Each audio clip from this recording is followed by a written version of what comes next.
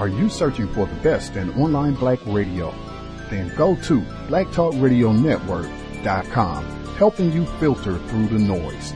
Real talk, black talk.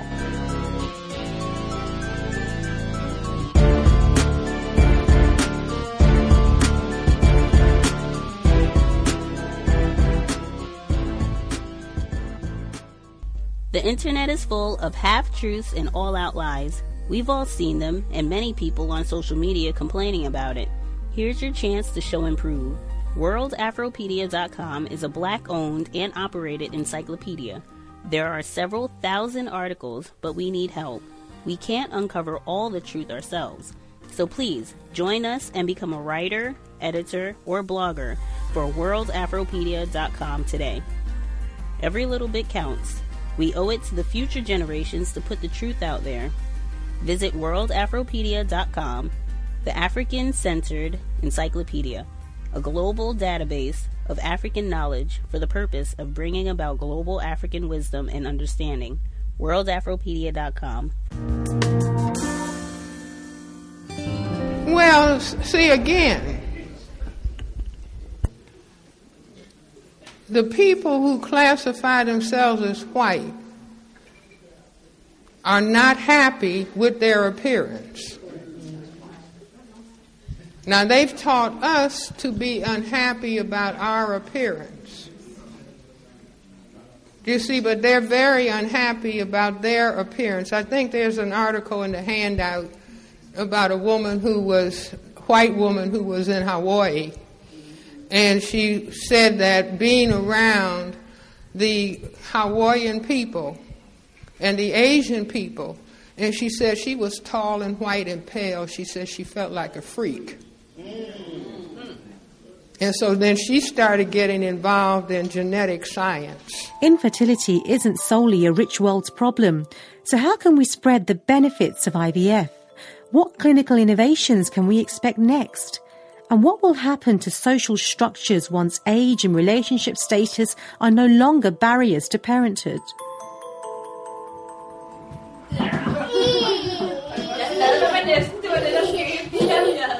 It's dinner time at Pia Krona Christensen's house, and bubbling on the slow cooker is spaghetti bolognese. Her 2-year-old daughter, Sarah, plays with her friends in the lounge, switching her attention between kids' TV and a giant space hopper. It's all very normal.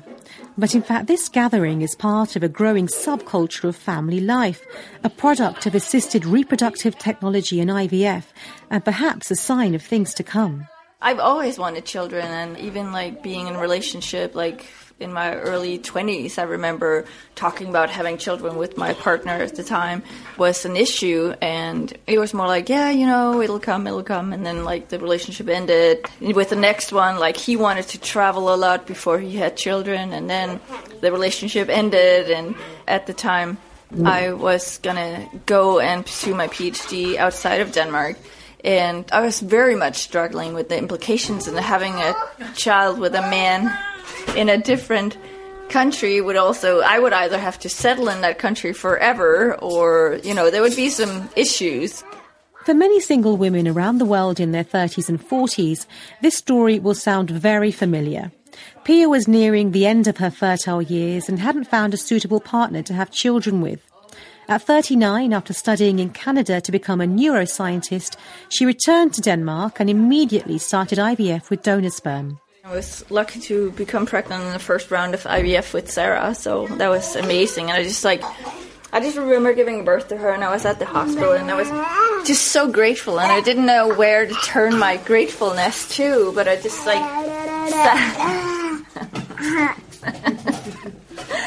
I just sat in the chapel of the hospital just crying, because it's not that I'm super religious or anything, but I just needed to be grateful somewhere. And Pia had joined a growing number of women in Denmark called solo mums. In 2007, the Danish government made IVF free for all Danish women under 40, regardless of their sexuality or relationship status. And not having a dad is just one of the ways this kind of policy move is changing the family unit. Do you worry about Sarah not having siblings? I do, and I very much wanted one. And I had, with the IVF treatment, I had 7 eggs taken out and 3 become fertilized. And 1 became Sarah, and this other one went in the freezer. The 3rd one didn't divide. So I think, 4 months ago I tried with the last egg, but unfortunately it didn't succeed. So, yeah. Sarah didn't get to have a sibling, but she does have several dibblings, half-brothers or sisters born using the same donor sperm. Pia managed to find some of them through a Facebook group. So I wrote Sarah's donor number and ID, and I said, if anybody is interested. And there weren't anyone on the list at the time, but then suddenly it just came trickling in. And now we found 5 others. 1 girl in Germany, a boy in Norway, and another boy in Denmark, and another girl in Sweden, and another boy in Sweden. So we're now 5. The families have been getting to know each other through regular contact and even weekends away together.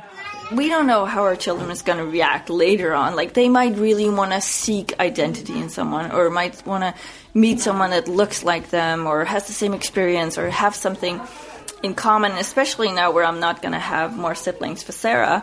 Then I want to lay the ground, and I want to lay the opportunity that she can use this and seek whatever she wants out of this relationship. So she feels that these children will be her siblings, and they feel like that at the time. They have my full support, but if they just want to say, hi, I'm out there, and have a Facebook group where they just talk randomly from time to time, I'll totally support that too. It's easy to see where this casual approach to the family unit comes from. Researchers have found there are 37 different types of family in Denmark, ranging from solo mums to lesbian couples. It's Scandi-liberalism in its element. And the number of women in Denmark using reproductive technology to have children on their own seems to be rising. According to figures from a leading clinic for single women in Copenhagen, between 2016 and 2017, the number of single Danish women they treated doubled from 100 to 200. Even more interestingly, the age profile dropped from an average of 35 to an average of 33. As well as changing the families of the future, fertility research is going to have far-reaching consequences for other areas of people's lives, especially those living with cancer. So here you have all the boxes where the ovarian tissue is kept when it's stored. Back in Copenhagen, Denmark, fertility doctor Claus Erding Andersen is showing me his tanks full of frozen ovaries. Contains liquid nitrogen, which is minus 200 degrees, and we can keep them here for as long as we want. We have now frozen ovaries here in Denmark for more than 1,100 patients. We actually always keep them in 2 separate. So half of it is here, and the other half is in another room. If we have a fire or an accident, because this is, of course, the woman's only chance of keeping her fertility. So if an accident should happen... I interviewed Professor Andersen in the morning. That afternoon, his team would freeze sections of a Swedish woman's ovary to be re-implanted back into her after her chemotherapy treatment. So you can see we have all the equipment and all the scalpels and equipment that we need to prepare an ovary for cryopreservation. So we are waiting for this to come around in any time now. So it takes 6 months from when you put back the tissue until she's actually up and running again and is fertile. Ovarian transplants can even be done in babies. The youngest one we have done is just half a year, and of course her tissue will need to stand cryopreserved for, say, 25 years. And then we can sort it out, and then we actually know now that it will start to work and provide fertility to her. And I think that there's now around 18 Danish kids being born from having frozen salt ovarian tissue transplanted. So there is a lot of women who actually benefit from this, and we have also just Danish young girls who may be 26 coming back to us and saying, I'm menopausal, I actually don't have a partner, but I just don't want to be in a menopausal. Can you put back on my tissue so I'm just a normal young girl? And she can have that. That must make you, as a doctor, feel hugely satisfied. We often don't talk to the patients because they would be situated somewhere else. But they do express that this is of huge importance to them. And if you were a young girl, and now, more than 80% of cancer, people with cancer, they survive. They are long-term survivors. And of course, they want to survive. But the very first thing that these young patients say afterwards is, can you save my fertility? So it is of a huge importance to them. And I'm usually just saying, very humble, that we are here for the patient's sake. And if they want what we're doing, then this is what we should try and achieve. The team is also pioneering a technique that could change the lives of millions of women worldwide. The interesting thing is that the egg is embedded in a follicle. That follicle also contains other types of cells. These cells produce all the sex hormones of a woman. So this is basically what is regulating the menstrual cycle. And these sex hormones have a tremendous amount of different functions around the body. For instance, they strengthen your bones, they secure against cardiovascular disease, they secure against cognitive decline. And when a woman then enters menopause, this is basically because her ovaries run out of eggs. There's no more eggs in there. Thanks to the knowledge gained through IVF research, menopause, as well as involuntary childlessness, could become a thing of the past.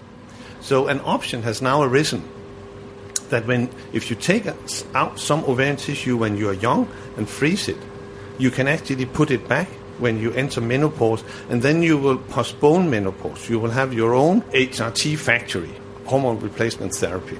You don't need to take pills to secure that you have these hormones. You basically have the structure in your body, which is, from nature's side, designed to produce exactly these hormones. The idea that menopause needs to be medically managed is controversial. But for those who do want help, this technique could be a breakthrough. But as a side consequence of this, it also means that women would be able to have children way into their 50s when they would normally be going through the menopause. No, that's absolutely correct. You have to openly acknowledge that the egg goes with that follicle. The interesting thing is that you can transplant the ovarian tissue anywhere you like, which means that you can position it somewhere where even when the egg is released, it will not be picked up by the oviduct. So in that sense, you can secure that you will just have the hormones released to the bloodstream, but the egg will not reach the point where it needs to go into the uterus. So you will not make old mothers. But if the woman says, put back my tissue, and then goes to a fertility clinic and they say, so you want to have kids when you are 50 or 60, you cannot avoid it.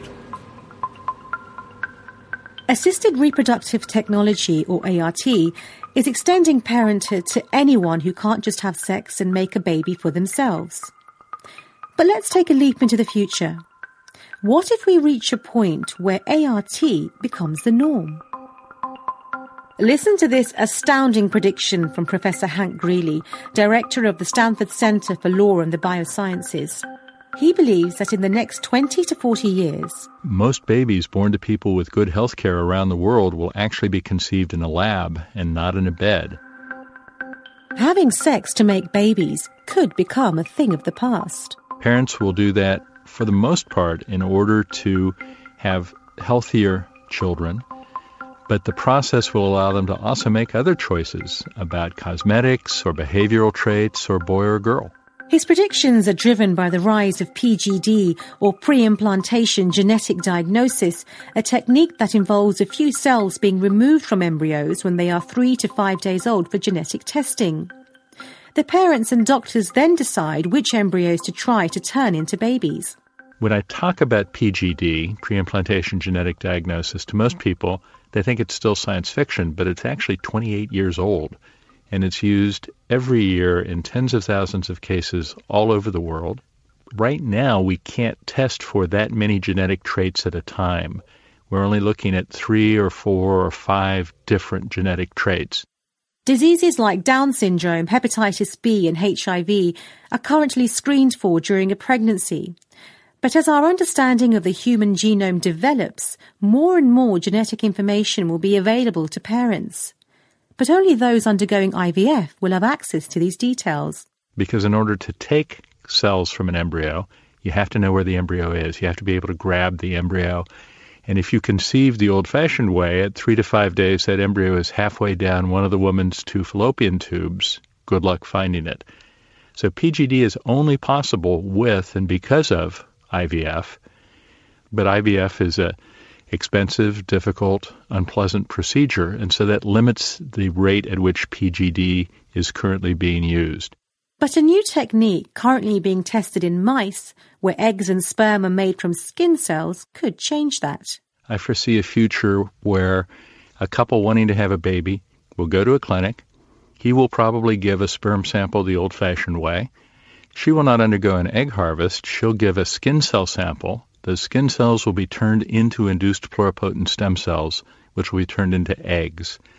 One of the advantages of this over egg harvest, not only is it cheaper, easier, less risky, but with egg harvest, how many eggs do you get? Somewhere between 0 and 25.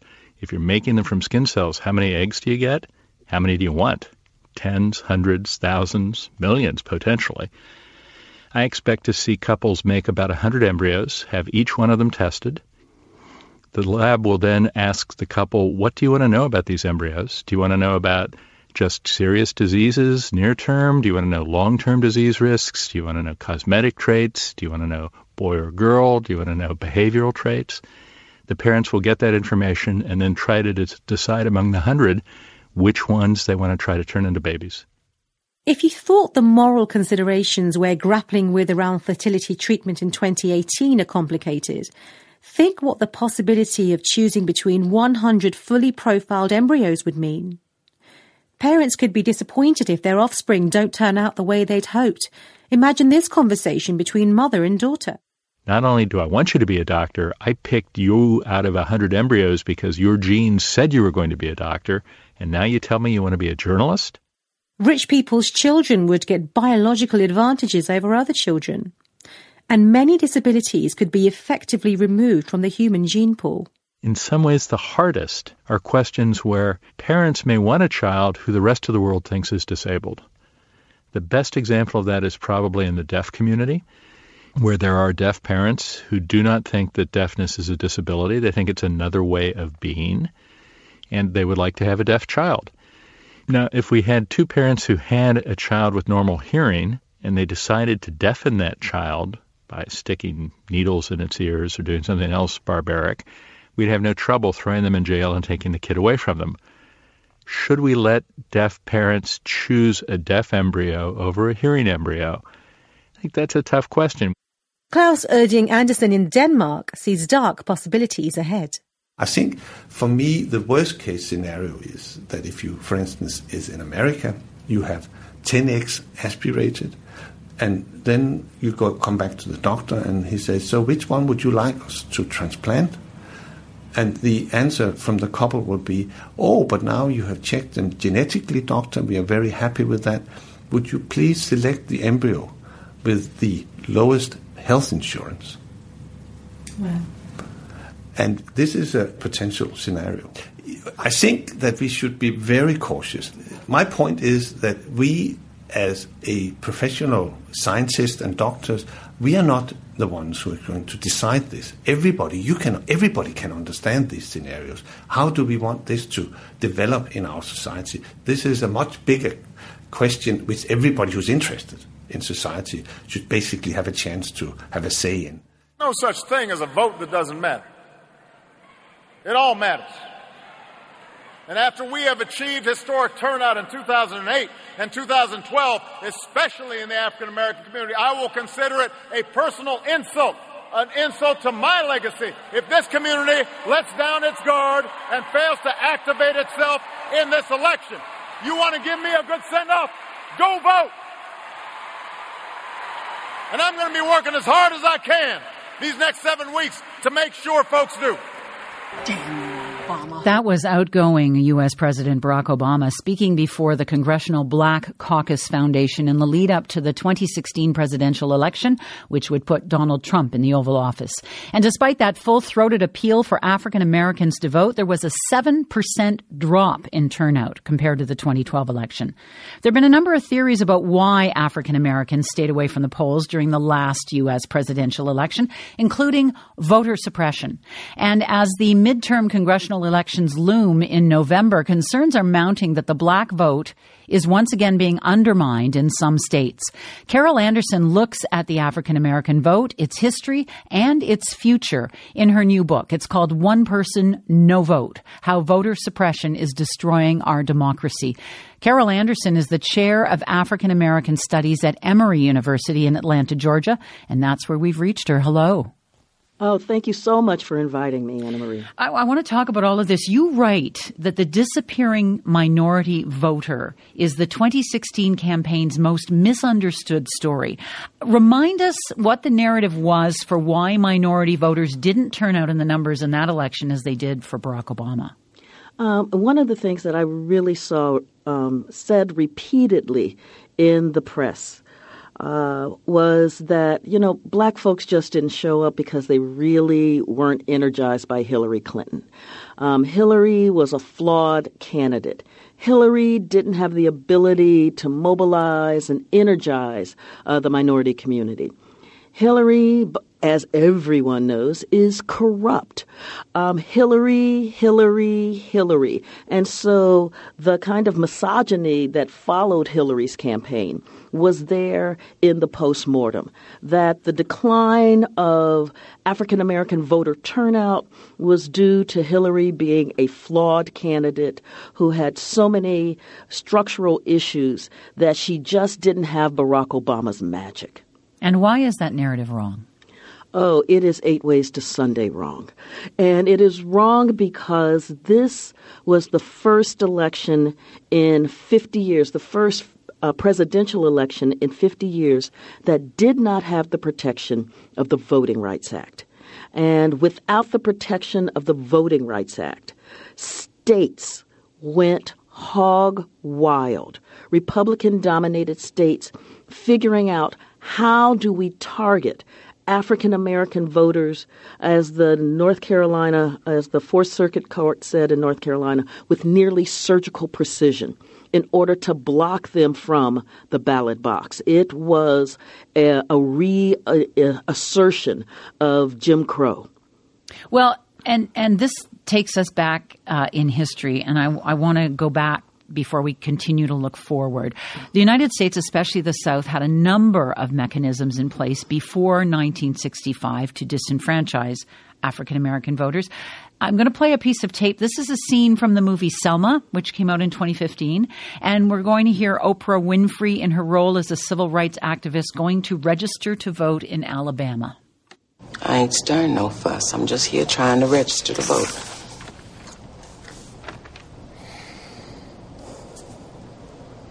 Recite the Constitution's preamble. You know what a preamble is? We the people of the United States, in order to form a more perfect union. How many county judges in Alabama? 67. Name them. Carol Anderson, what tactic was being depicted in that scene? Oh, that was the literacy test. The literacy test was part and parcel of the Mississippi Plan of 1890. 1890 is when the southern states began to implement Jim Crow, to figure out how do we disfranchise this black population? How do we keep them from voting and having a say in this government, who their representatives will be?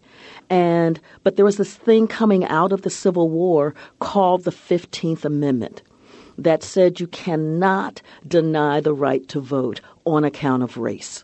And so these governments had to figure out, how do we systematically deny black people the right to vote without saying we don't want black people to vote.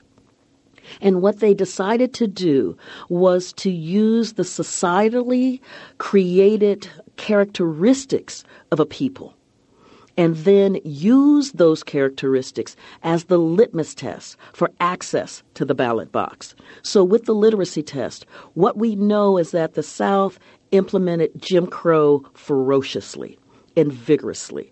And one of the key areas in which they did that was education. And so you have massive disparate funding in education. The average was that white schools received 252% more in funding than black schools. In Mississippi, the average was over 700%. Well, if what you do is you systematically deny education to a population, and by the time we were in the mid-1940s, over 50% of the adult black population in Louisiana, Georgia, Alabama, South Carolina, and Mississippi had less than 5 years of Jim Crow education. That was it.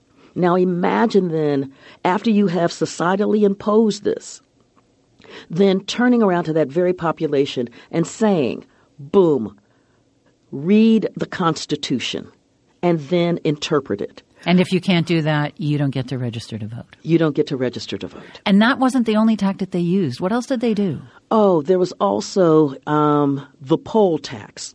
The way that the poll tax worked, and all of these have that veneer of being reasonable.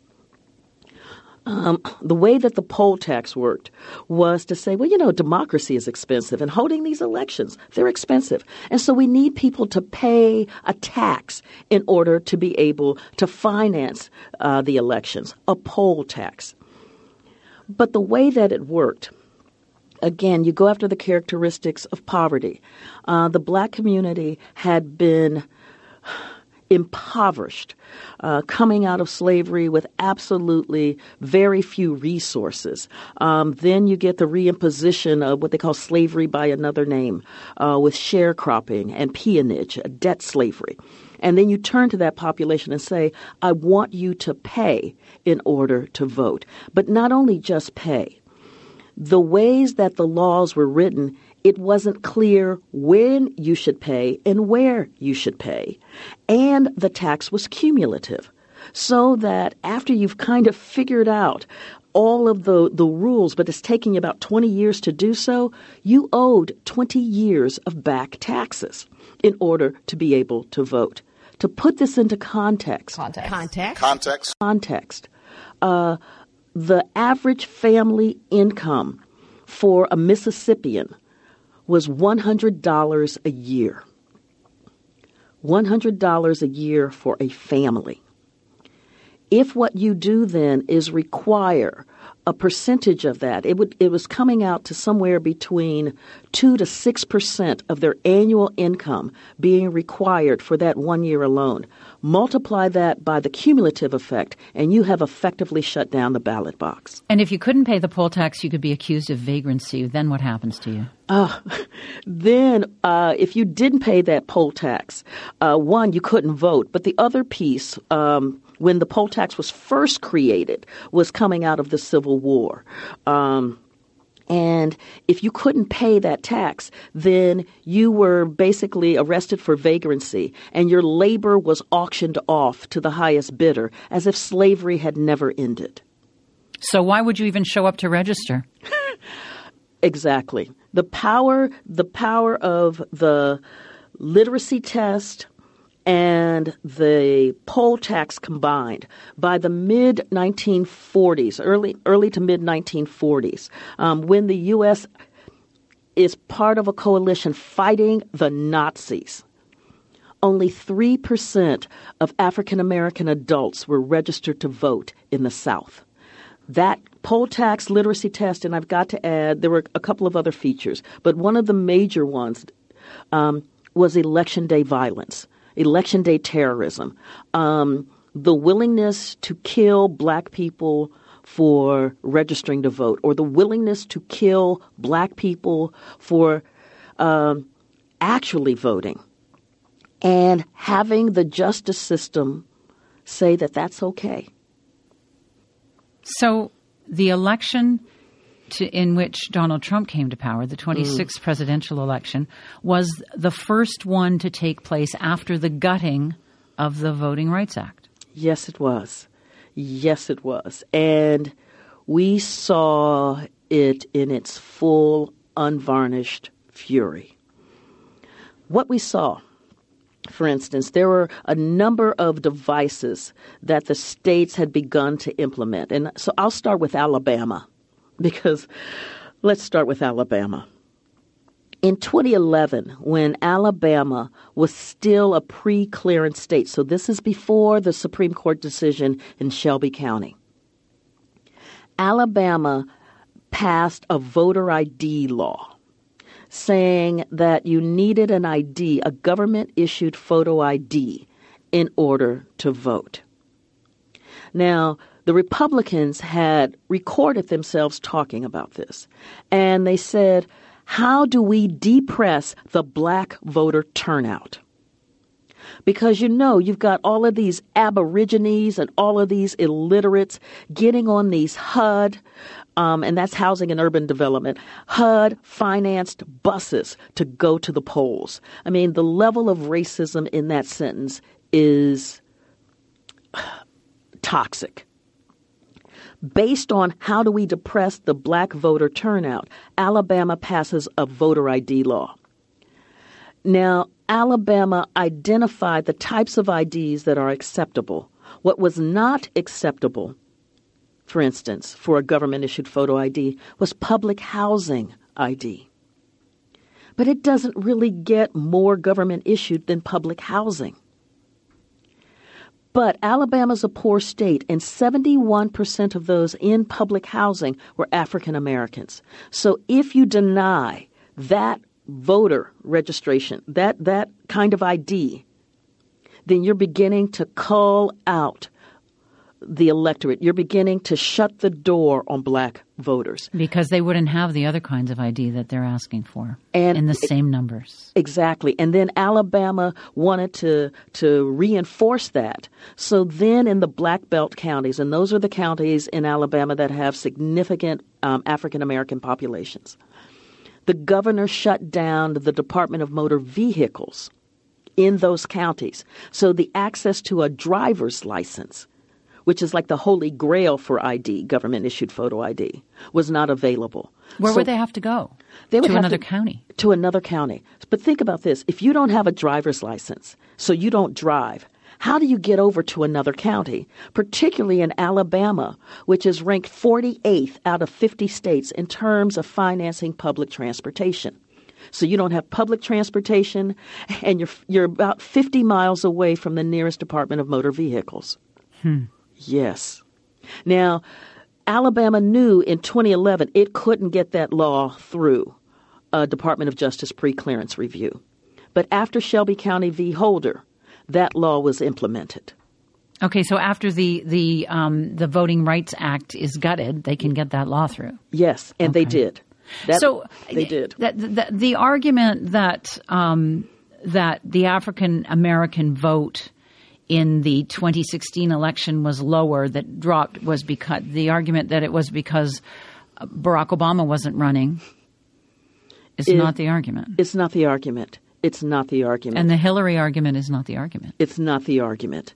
So you're telling me there's a paper trail here, a paper trail of intent. It's pretty obvious. Yes. It is so glaring, but part of why this hasn't received the kind of attention that it needs, I firmly believe, one is the rhetoric of America, that this is the world's greatest democracy. And so it's hard to fathom, and that the civil rights movement handled the issue of racism and Jim Crow. It's the John Roberts argument. And so it seems unfathomable that something as racist, as pernicious, as vile, and as destructive as these laws are actually being drafted, discussed, voted upon, and implemented and operationalized with horrific efficiency. But it's going on. How do you react to this? There is a seething, I've got to tell you, a seething anger. I think about my father. My father was a career military man, career Army. My father fought in World War II. My father fought in Korea. I think about when my father was fighting to make the world safe for democracy and to rid the world of Nazis and Aryan supremacy as a governing principle for a nation. When my parents were stationed in Fort Benning, Georgia, they couldn't vote or they would be killed. And to think about all of the struggle, all of the marches, the protests, the beatings, the deaths, to get us to a Voting Rights Act so we can begin to open up this democracy and have the United States of America be the United States of America. To then have this reactionary moment in the nation where you have a Supreme Court that can look at the power of the Voting Rights Act and say we don't need it anymore. And that creates anger, I've got to say. John Roberts said, look, we've got all of these black politicians now. We've got all of these Latino politicians now. But what he refused to look at was that the Voting Rights Act, up till 2006, when the act was reauthorized, had blocked over 700 changes to voting rights laws in the states because the Department of Justice had determined that these laws would have a racially discriminatory impact. How the Chief Justice of the Supreme Court and 4 other justices could look at that kind of data and just wipe it away as if it didn't exist, and to lead us into this moment where African Americans and Latinos and Asian Americans and Native Americans are systematically denied the right to vote is unconscionable. Racial tensions on social media after a picture showing 6 white male students standing with their boots on top of an African American male student who's lying face down on the floor at Moody High School. CBS 42 News reporter Corey McGinnis joins us now live in the studio. Corey, you've been talking to parents and students. They're all friends in this picture? Yeah, good evening, Sherry. They are all friends in that photo, and they have been friends for quite some time. I spoke with those students who tell me it was meant to be a joke, and they want the community to stop threatening their families. I'm so sick of the threats and the bullcrap. Jennifer Kellum's blood is boiling after her son and his friends took this photo at Moody High School and posted it to social media last week. They really were making fun of racist people. Students were encouraged to participate in Dallas Day, but some of the students took it to the extreme and interpreted it as Redneck Day. The picture shows 6 white students stepping on one black student who meant it as a joke. I'm thinking about it now, but I didn't think about it when we first took the photos. Nick Fuller is the teen on the floor. I would still like to say sorry again for anybody that I offended. He admits his involvement. It was taken out of proportion. And so does Austin Glass, Kellum's son, standing in the maroon shirt. If I could go back, I wouldn't have took the picture. I probably wouldn't even have dressed up for that day. Moody community members weighed in. It's upsetting, to see that going on in the school system. They are more understanding of what they did wrong, and I think that we should let it go. Very offensive to some. The superintendent released this statement, quote, "I understand that all students involved are friends and participated voluntarily in creating the picture, which they say was intended to be a joke. Obviously, there's nothing funny about the picture. It is offensive and unacceptable, and it does not reflect the values of Moody High School, the St. Clair County school system, or our community. All students involved will be disciplined appropriately," end quote. I couldn't sleep last night. Meantime, Kellum continues to apologize, wants the community to stop with the threats, and hopes this is a lesson learned for those involved. I'm ashamed that they even thought that this was cute or funny. Now, each student received 15 days of alternative school. Live in the studio, Corey McGinnis, CBS 42 News local coverage you can count on. North Carolina. Florence's powerful winds and storm surge also devastated the small city of New Bern in North Carolina. Founded in the early 1700s, it is one of the oldest cities in the state and was briefly the state capital. As P.J. Tobia discovered, some of the most flood-prone parts of New Bern also house its most vulnerable residents.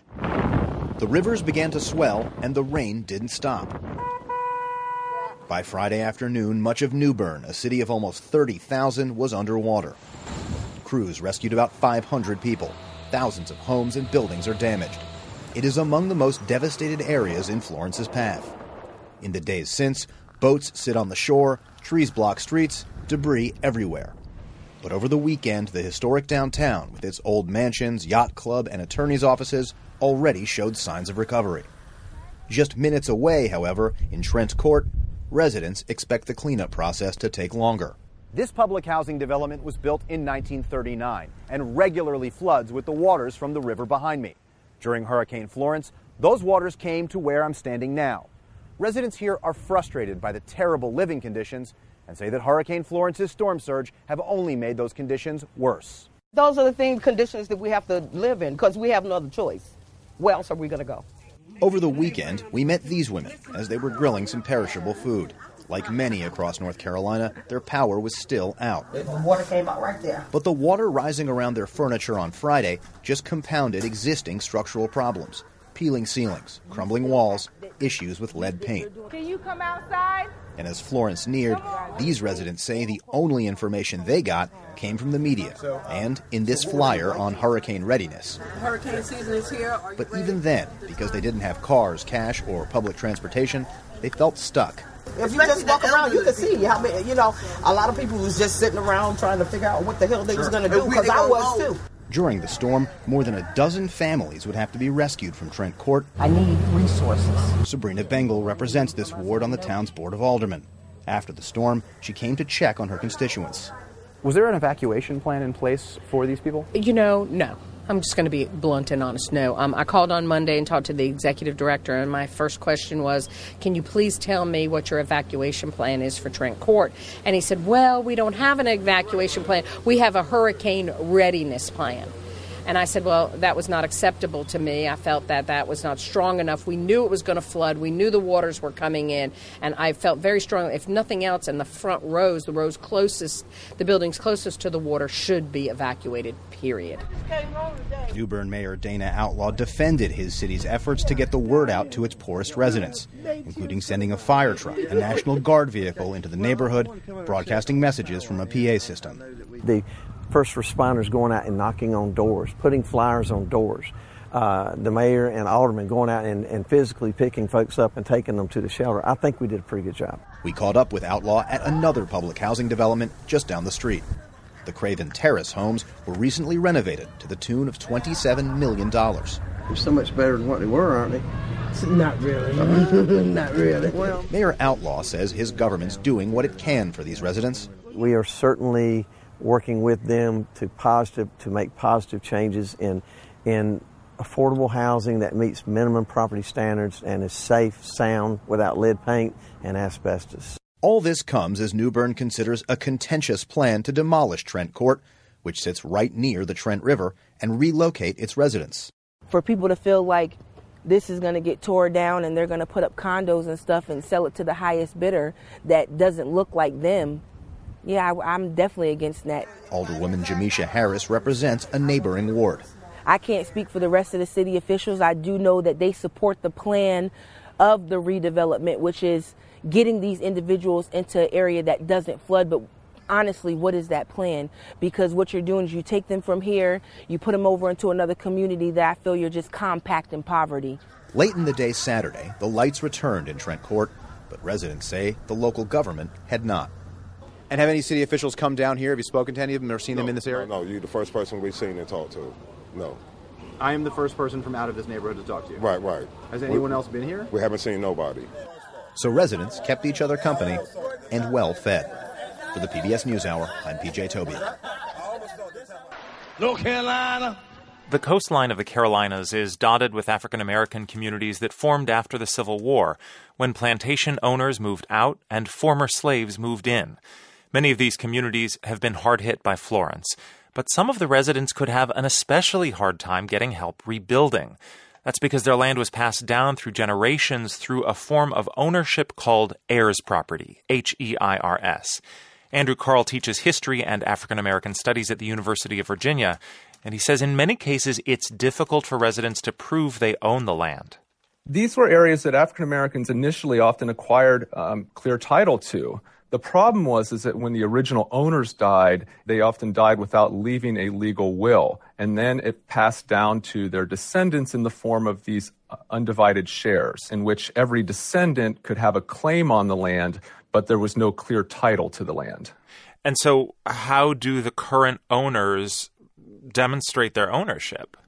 Well, that's a really difficult process. It takes time and costs money, and also requires landowners to resolve family disputes over ownership and enter into a legal system that many rural black landowners have been taught to avoid and treat with a great degree of skepticism. So if ownership of this land was basically understood, implied, but not necessarily documented, what happens when a storm like Florence comes through and destroys structures on the land and people want to make a claim to rebuild?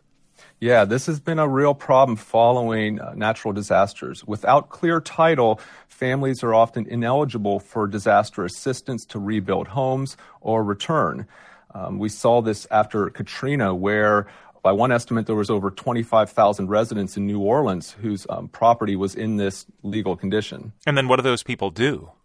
The options are, one, to clear title, but that's a very time-intensive and costly process, and there's a real short window for applying to receive relief funds. So if these people don't get the help that they're seeking, what happens? I mean, we saw in New Orleans, in particular after Katrina, that many families had to abandon their land or it was lost to tax foreclosure. And this has been the case in other storms as well in recent years, where you really see a sharp decrease in the number of heirs property owners following storms, that these properties slip out of their hands. Have any changes been made to make it easier for people with this kind of property to make a claim after a storm like Florence? Yeah, FEMA has relaxed some of the restrictions on receiving aid, but it still remains very much a challenge. And I should also mention that aside from storms, heirs properties have long remained highly vulnerable to loss from land speculators who are able to exploit some of the legal vulnerabilities that these properties have to acquire them via what are known as partition sales. And that still remains a real problem and has been instrumental in the loss of black-owned land over the last several decades throughout the South. Do you expect that victims of Hurricane Florence who have heirs property are going to have any easier time than the victims of Hurricane Katrina did more than 10 years ago? I'm encouraged by the number of organizations that have proliferated across the South that are working on behalf of heirs property owners in clearing title. There's a national network of organizations that have worked really to help draw attention to this issue and also to help assist families in these moments of need. And I'm sure right now that they are getting a lot of claims from homeowners who are concerned about both receiving assistance and being able to hold on to their land in the weeks and months after the storm. Andrew Carl teaches history and African American studies at the University of Virginia. He wrote the book, The Land Was Ours, How Black Beaches Became White Wealth in the Coastal South. Thanks for joining us. Thank you. I wish I was in the land of Cotton. Whose lines there are not forgotten. Look away, look away, look away, Dixie land. Now the story of what may be this country's most divisive song. Dixie was the rallying cry of the Confederacy during the Civil War. For our series American Anthem, NPR's Bilal Qureshi crisscrossed the Mason-Dixon line to explore how Dixie became and endures as an anthem. And a warning, some listeners may object to language in this story. When my Pakistani immigrant parents chose Richmond, Virginia as our American hometown, they didn't realize the city had a pre-existing condition: nostalgia for the lost cause of the Confederacy.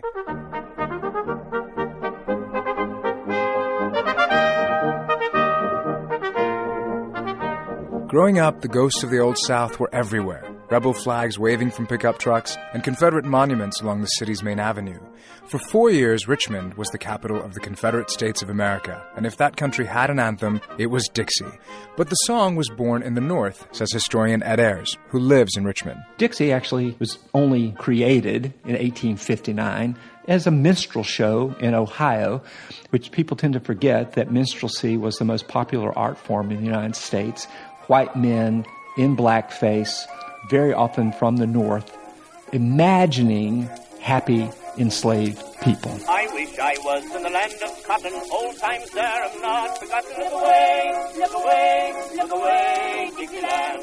And parodying them at the same time that they are pretending to be them. So it's a very weird thing for people to have adopted as a national anthem of the Confederacy. The Confederacy was a pop-up nation, and its soldiers needed a song, says musician Bryant Henderson. There weren't a whole lot of songs. There weren't anthems as such, and particularly about the South. And Dixie was a hot, popular hit. Henderson is at Gettysburg with the 2nd South Carolina String Band for the reenactment of the war's defining battle.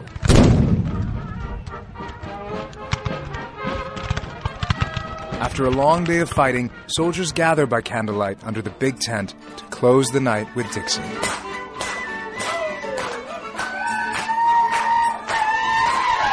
The tune is tremendously catchy. Whenever I hear it, I find myself humming it all day. It's really a wonderful song if you ignore all the racial and political overtones. Journalist Tony Horwitz is the author of Confederates in the Attic, a book in which he traced the enduring legacy of the lost cause. Horwitz says while Dixie can work inside the parameters of a reenactment, in real America, the song is tangled up with the history of racism and segregation. Dixie was part of the score of Birth of a Nation, the movie that helped revive the Ku Klux Klan. It was embraced by the segregationist Dixiecrats in the 1940s, and in the 1950s it was sung by white women protesting the integration of schools. And by the 1970s, it was on prime time, says historian Ed Ayers. Think of Dukes of Hazzard, their horn plays the first notes of Dixie.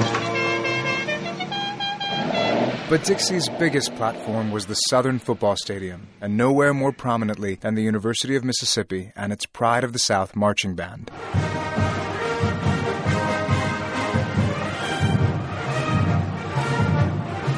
My name is Chris Presley, and I was the drum major for the Pride of the South marching band at Ole Miss. My first 2 years, I was playing Dixie with the marching band, and then my last 2 years, I was conducting the song. Chris Presley is African-American, and he says despite the song's divisive history, during games, Dixie could become a unifying anthem. Even though the song divided many people, I still saw everyone holding up their pom-poms, especially when we were winning, during the song of Dixie. How many times would it be played in the course of a game? Oh, goodness. It really just depends on the football team during that game. You know, if we were winning, maybe 20 times. The band continued playing Dixie until 2 years ago, when the school finally stopped using it. I have always loved the song Dixie. That's jazz singer Renee Marie. As a black person, I knew that it was like, no, you cannot sing this song because it's Dixie, Renee. But I thought, this song is just about somebody who wishes they were back in their hometown in the South. I can identify with that. And so she sang it for the first time in Richmond. In Dixieland, I'll take my stand to live and die in Dixie. Marie says people were shocked, as if she'd used the most offensive racial slur. Oh, they sat back, and folded their arms and crossed their legs like, what is this?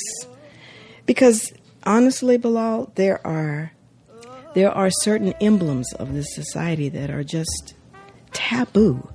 You know, the Confederate flag is anathema to African Americans, and for good reason. The word nigger is anathema.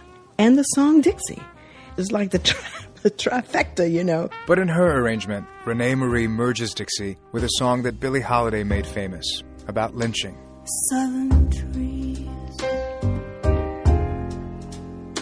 bear a strange fruit, blood on the leaves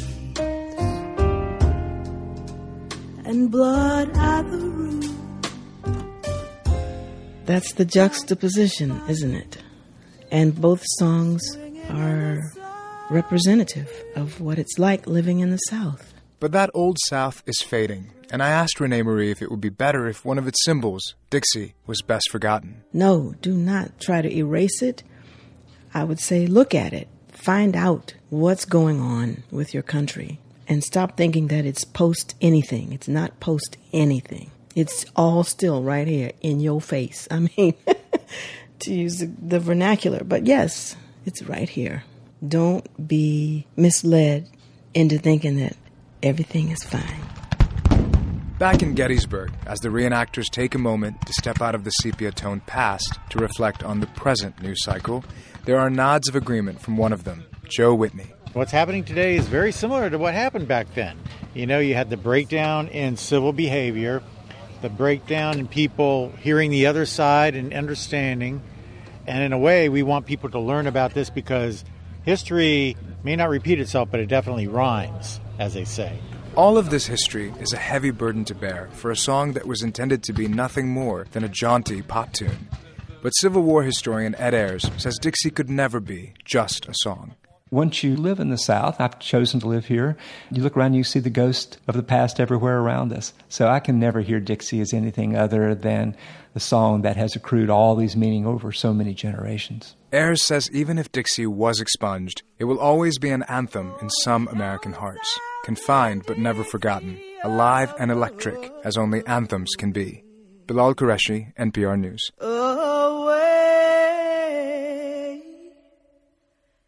Away down south in Dixie. Soon after Christine Blasey Ford went public with her story about Brett Kavanaugh, critics began to question her memory. Ford says Kavanaugh and a friend assaulted her at a house party when they were teenagers. They are both in their 50s now. Ford has recalled the attack in gripping detail to the Washington Post, but she can't say whose house they were in or exactly how they ended up there. To shed light on how trauma affects memory, let's bring in Harvard psychology professor Richard McNally. Welcome. Well, thank you. Thank you for having me. We know that memory in general is not entirely reliable, and it can be difficult to precisely recall events from long ago. Does that change when we are talking about trauma and traumatic events? Yes. In fact, the stress hormones that are released during a terrifying experience tend to render the central features of that experience vivid and memorable. That said, the process does not operate like a videotape machine. So, for example, it doesn't infallibly encode every detail of the experience. Nevertheless, the central features are typically retained often all too well, as the case of post-traumatic stress disorder exemplifies, and sometimes at the expense of the peripheral details. Do you find that these kinds of memories change over time the farther people get from the event? No, not necessarily. With traumatic events, they're fairly stable. I mean, memories it's a dynamic process. That's true. But to the extent that you've experienced these the intense emotion at the encoding of the memories, it tends to render them the central features of them quite stable. So you find this with war veterans, rape victims, victims of torture or natural disaster. They don't forget these things. They tend to be recalled quite vividly. So you say the central event may remain vivid while peripheral details may not. That seems to come to bear in the Ford case, where she is saying she remembers the alleged incident very clearly, but can't say for certain whose house she was at.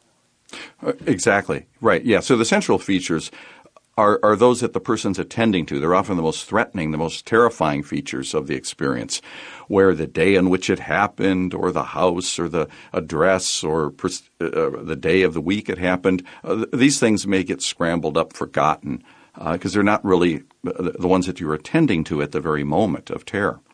Brett Kavanaugh categorically denies that anything like this assault ever happened, and he has suggested to Senator Orrin Hatch, Republican of Utah, that maybe this is a case of mistaken identity.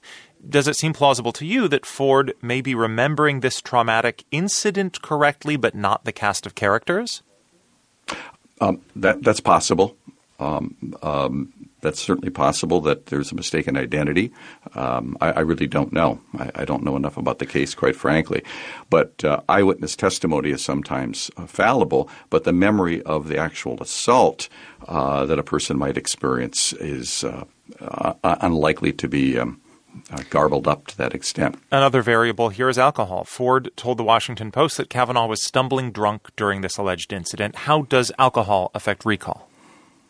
Well, alcohol can sometimes impair the encoding and therefore the memory of experiences. The most dramatic examples are alcoholic blackouts, where the person is behaving and acting and so forth, but is consumed so much alcohol that they have no memory of it at all. I'm not saying that's necessarily the case here, but alcohol does not improve memory. If anything, it tends to impair it. Richard McNally is a clinical psychologist who teaches at Harvard University. Thanks for joining us today. Thank you for having me. I got a letter from the government the other day. I opened and read it. It said they were suckers. They wanted me for their army or whatever. Picture me giving a damn. I said never. Here's a land that never gave a damn about a brother like me and myself, because they never did. I wasn't with it, but just that very minute it occurred to me. The suckers had authority. Cold sweating as I dwell in my cell. How long has it been? They got me sitting in a state pen. I gotta get out, but that thought was thought before. I contemplated a plan on the cell floor. I'm not a fugitive on the run, but a brother like me begun to be another one. Public enemy serving time, they drew the line, y'all. They criticized me for some crime. Nevertheless, they could not understand that I'm a black man, and I can never be a veteran. In Montgomery, Alabama, earlier this year, social justice advocates unveiled a memorial to thousands of African Americans murdered by lynch mobs. And the activists discovered something that many people didn't know. The prime targets for lynchings have included military veterans, men who served their country and then came home. Here's Jay Price of member station WUNC. Sometimes it took almost nothing to trigger the violence against black veterans. Disagreeing with a gas station attendant or a bus driver, or simply laughing like 19-year-old Army veteran J.C. Farmer did while clowning around with a friend at a bus stop in Sims, North Carolina in 1946. A police officer took offense, they argued, and within hours a mob shot Farmer dead. The military has always enjoyed a kind of deference and respect and honor, and it was hard to navigate that for white Southerners when they were dealing with black veterans coming back home. New York University law professor Brian Stevenson leads the Alabama-based Equal Justice Initiative, which built the National Memorial for Peace and Justice, also known as the Lynching Memorial. He says black veterans often felt empowered by their military service, especially after World War II, when more than 1 million African Americans were in uniform. Except their wearing the uniform, that was a provocation. And many of them would be asked to take off their uniforms and walk home in their underwear or naked in some optic of humiliation. And they would resist, and there would be conflict, and there'd be violence. Stevenson's organization has documented the lynchings, defined as extrajudicial killings by mobs, of more than 4,400 African Americans between 1877 and 1950. The number of veterans is unknown, but Stevenson says thousands were assaulted and many were lynched. Alien influences and communistic influences from the East are agitating social equality in our state. Among them was a veteran named George Dorsey, who was killed with his wife and another couple in Walton County, Georgia in 1946. They desire to destroy the heritage and traditions fought for by our grandparents. That's an actor, recreating a speech by the race-baiting Georgia gubernatorial candidate Eugene Talmadge. He delivered speeches like this after federal courts ended whites-only primary elections and just before the Dorsey murders. Every year, activists in Georgia stage the speech. Then the actors and audience drive into the countryside to Moores Ford Bridge, where Dorsey and the three others were lynched 72 years ago. Get him out of the car! There, they perform a reenactment of the violence that's hard to watch and hard to listen to. Taking that field down there, boys. We got us a job to do. Those killings were so horrific that they overshadowed another lynching of a veteran just days earlier and a few counties away. Maceo was the first African American to vote in Taylor County. For years, Raynita Alexander has collected stories from family members about the death of her great-uncle, Maceo Snipes. She found this account in a Pittsburgh newspaper. Afterward, Maceo told a friend that the white folks on the election board appeared sort of dazed as he cast his vote. The Ku Klux Klan had threatened violence against any African Americans who dared to vote. Private Snipes didn't know it, but the white folks were right. He was already dead when he dropped the ballot in the box. The next day, 4 white men with Klan connections drove up to Snipes' house, called him out on the porch, and after a brief altercation, shot him. Snipes lingered in the hospital for 2 days, but his doctor claimed not to have any quote-unquote black blood for transfusions. Alexander says stubbornness is a family trait. I served my country. I really think that's what went through his mind. Why would you keep me from voting if I've served my country? Those 2 lynchings of veterans inspired a young college student named Martin Luther King Jr. to write a letter to the editor of the Atlanta Constitution, arguing that black Americans were entitled to the right to vote, earn a living, and be treated equally. Martin Luther King Sr. later said that reaction to the killings was the first intimation of his son's greatness. Stevenson says a young Martin Luther King Jr. and others took notice of the killings. When these veterans are lynched, murdered, and particularly in Moores Ford, it just was such a setback. And I think that kind of insecurity really pushed civil rights leaders to realize that they couldn't wait any longer. This has to happen. We've got to do something. Today, more than a third of Taylor County voters are black, though Snipes' great niece, who volunteers on registration drives, says resentment of that black vote still lingers. Meanwhile, there haven't been any arrests in the Snipes and Moores Ford lynchings. For NPR News, I'm Jay Price in Moores Ford, Georgia.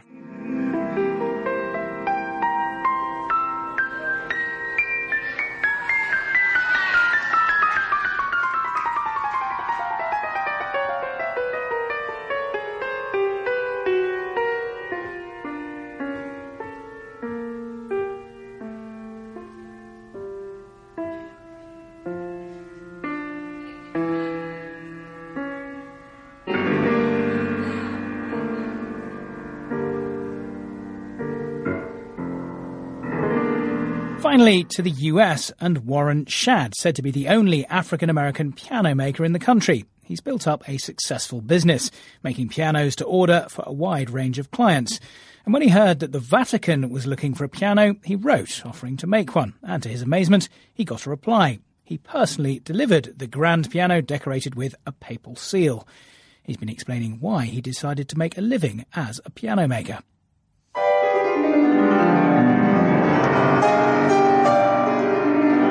My father was a piano technician and rebuilder, and I was exposed to rebuilding process of pianos. So I just learned that as a kid, and I would take pianos apart and put them back together again as a hobby over and over again. And I learned quite a bit and learned a lot about the acoustical properties and what sounds best and what parts to use to create a great sounding piano, not knowing that subsequently that I would actually do anything about this later on in life. But here I am.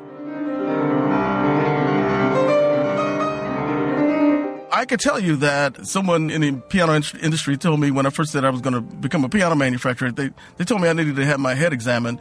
And so I left the luncheon that I was with them, and they said, "Where are you going?" I said, "I'm going to get my head examined because I'm going to start a piano manufacturing company." So actually, I was just bold enough to do it, and I was curious enough to do it. And I initially started for the accomplishment of seeking to make the best piano in the world. And knowing what musicians want to hear, being a musician, gives me somewhat of an advantage. I'm not status quo, whereas some other piano companies may, they say, well, we've been successful for quite a long time. There's no need to make any changes. But being a musician and playing, in the trenches with musicians gives me an advantage to know what they want to hear and how they want the piano to feel and how they want the piano to react to what they play.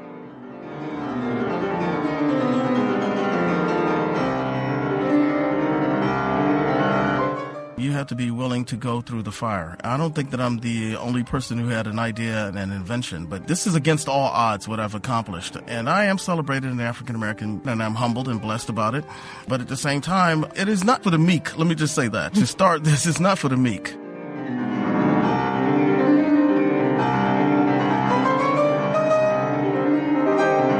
There's a little bit of discrimination. I grew up as a kid that was around all, generations, all races.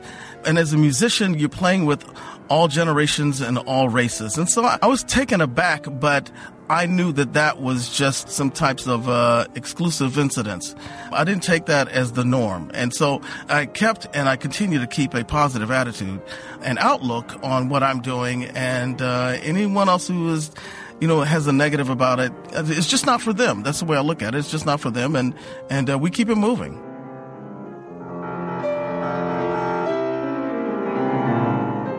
Currently, I have a favorite piano. That one is in the Vatican. We made an exclusive bespoke piano for the Vatican, and it's a concert grand.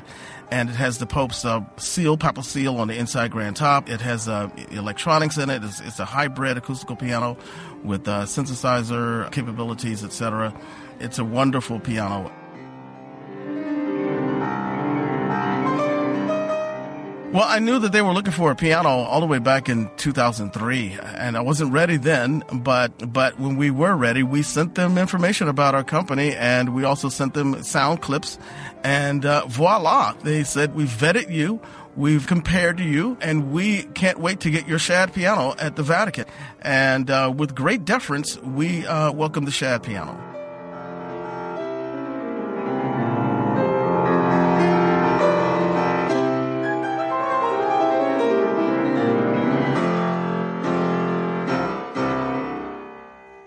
Piano maker Warren Shad, and the music was by Chopin, played by Mark Irchai on a Shad grand piano. The C.O.W.S, Context of White Supremacy. Gus T Renegade in for another broadcast, hopefully to share constructive information on the system of white supremacy. Today's date, Saturday, September 22nd, 2018. So I have been told. This is our weekly compensatory call-in. Dial in if you have thoughts, suggestions, observations, questions. The number 641-715-3640. The code 564-943#. Press star 61 if you would like to participate. Number again, 641-715-3640. The code 564-943#. Press star 61 if you would like to participate. I want to make it clear the position that Gus T has taken here at the C.O.W.S, it is not anything isolated. Racism, white supremacy is the norm. It's not an exception. It's not one exclusive white individual having a moment of culture shock. The norm worldwide on this planet, all areas of people activity, really in the known universe, is whites being dedicated to abusing, terrorizing everyone that they say is not white. That is the norm. My conclusion. Before we get to folks who dialed in, number one, as I've said, I believe there's some sort of racist interference with regards to uploading content to our iTunes feed. In the meantime, while I'm trying to get that corrected, to get the most recent broadcasts from the last few weeks uploaded, our archives are available at Black Talk Radio Network. Our archives are available at SoundCloud, at YouTube, courtesy of Mr. Fox, all the way in the UK, who for years has uploaded content to YouTube from our broadcast and other people's counter-racist content, but is available on YouTube and current.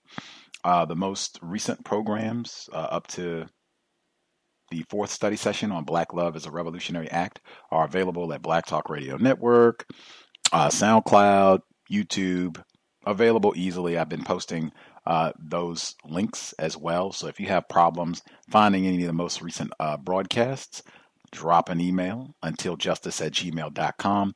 Also, that's a way that you can invest. You can share links to the cows at those other sites to make sure people do not think Gus is loafing, being lazy, not broadcasting. We are right here. There's just some sort of interference with the iTunes feed, but the links are readily available to the archives.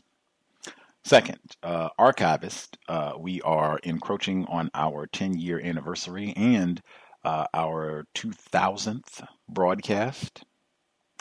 That is a lot of content. Would be grand to have folks who are willing to volunteer to just archive all of the content so that it's all available, can be chronological. I think that would be important.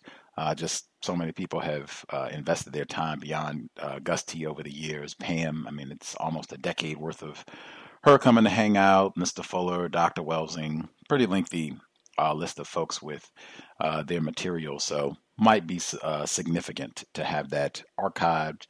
As long as there's a system of racism, white supremacy, 1 or 2 victims might see some use to being able to go access some of the broadcasts. Let me know if you'd be willing to volunteer to archive COWS programs. Next, we are listener-supported counter-racist radio. Invest if you think the program is constructive. You can hit my blog, racism-notes.blogspot.com.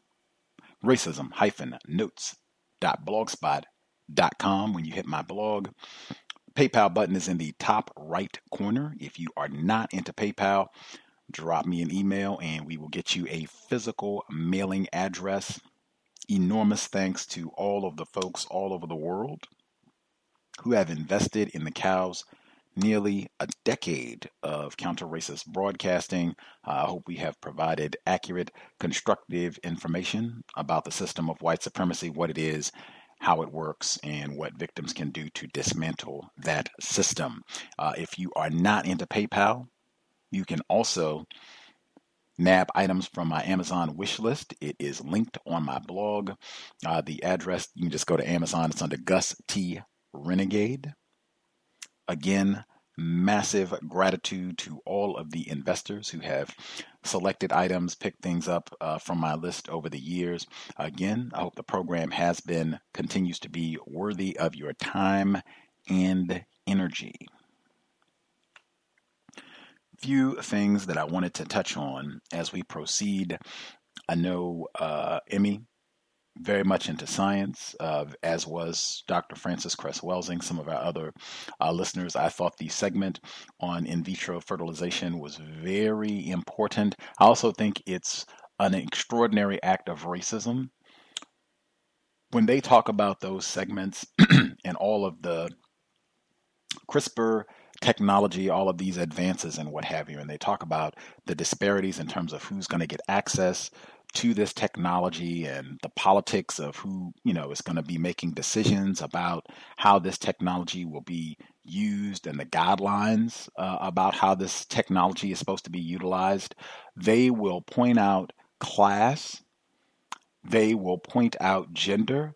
They will not point out white supremacy, racism, and sometimes they might say race, but that's not the same thing as saying racism, white supremacy, and saying that it's white people, because they will even throw out things and say that it's women, and not saying when you're talking about these really expensive procedures We're not talking about black people in the 9th Ward of New Orleans, Louisiana. They're not setting up IVF clinics there or anywhere else where you have a lot of dark people. They're not going to Haiti and saying, oh, yeah, what we need to do for you all is set up some IVF clinics. Oh, yes, we need more Haitians on this here planet. That's not what is happening, and they consistently leave that out. In my view, that is a massive act of white supremacy racism.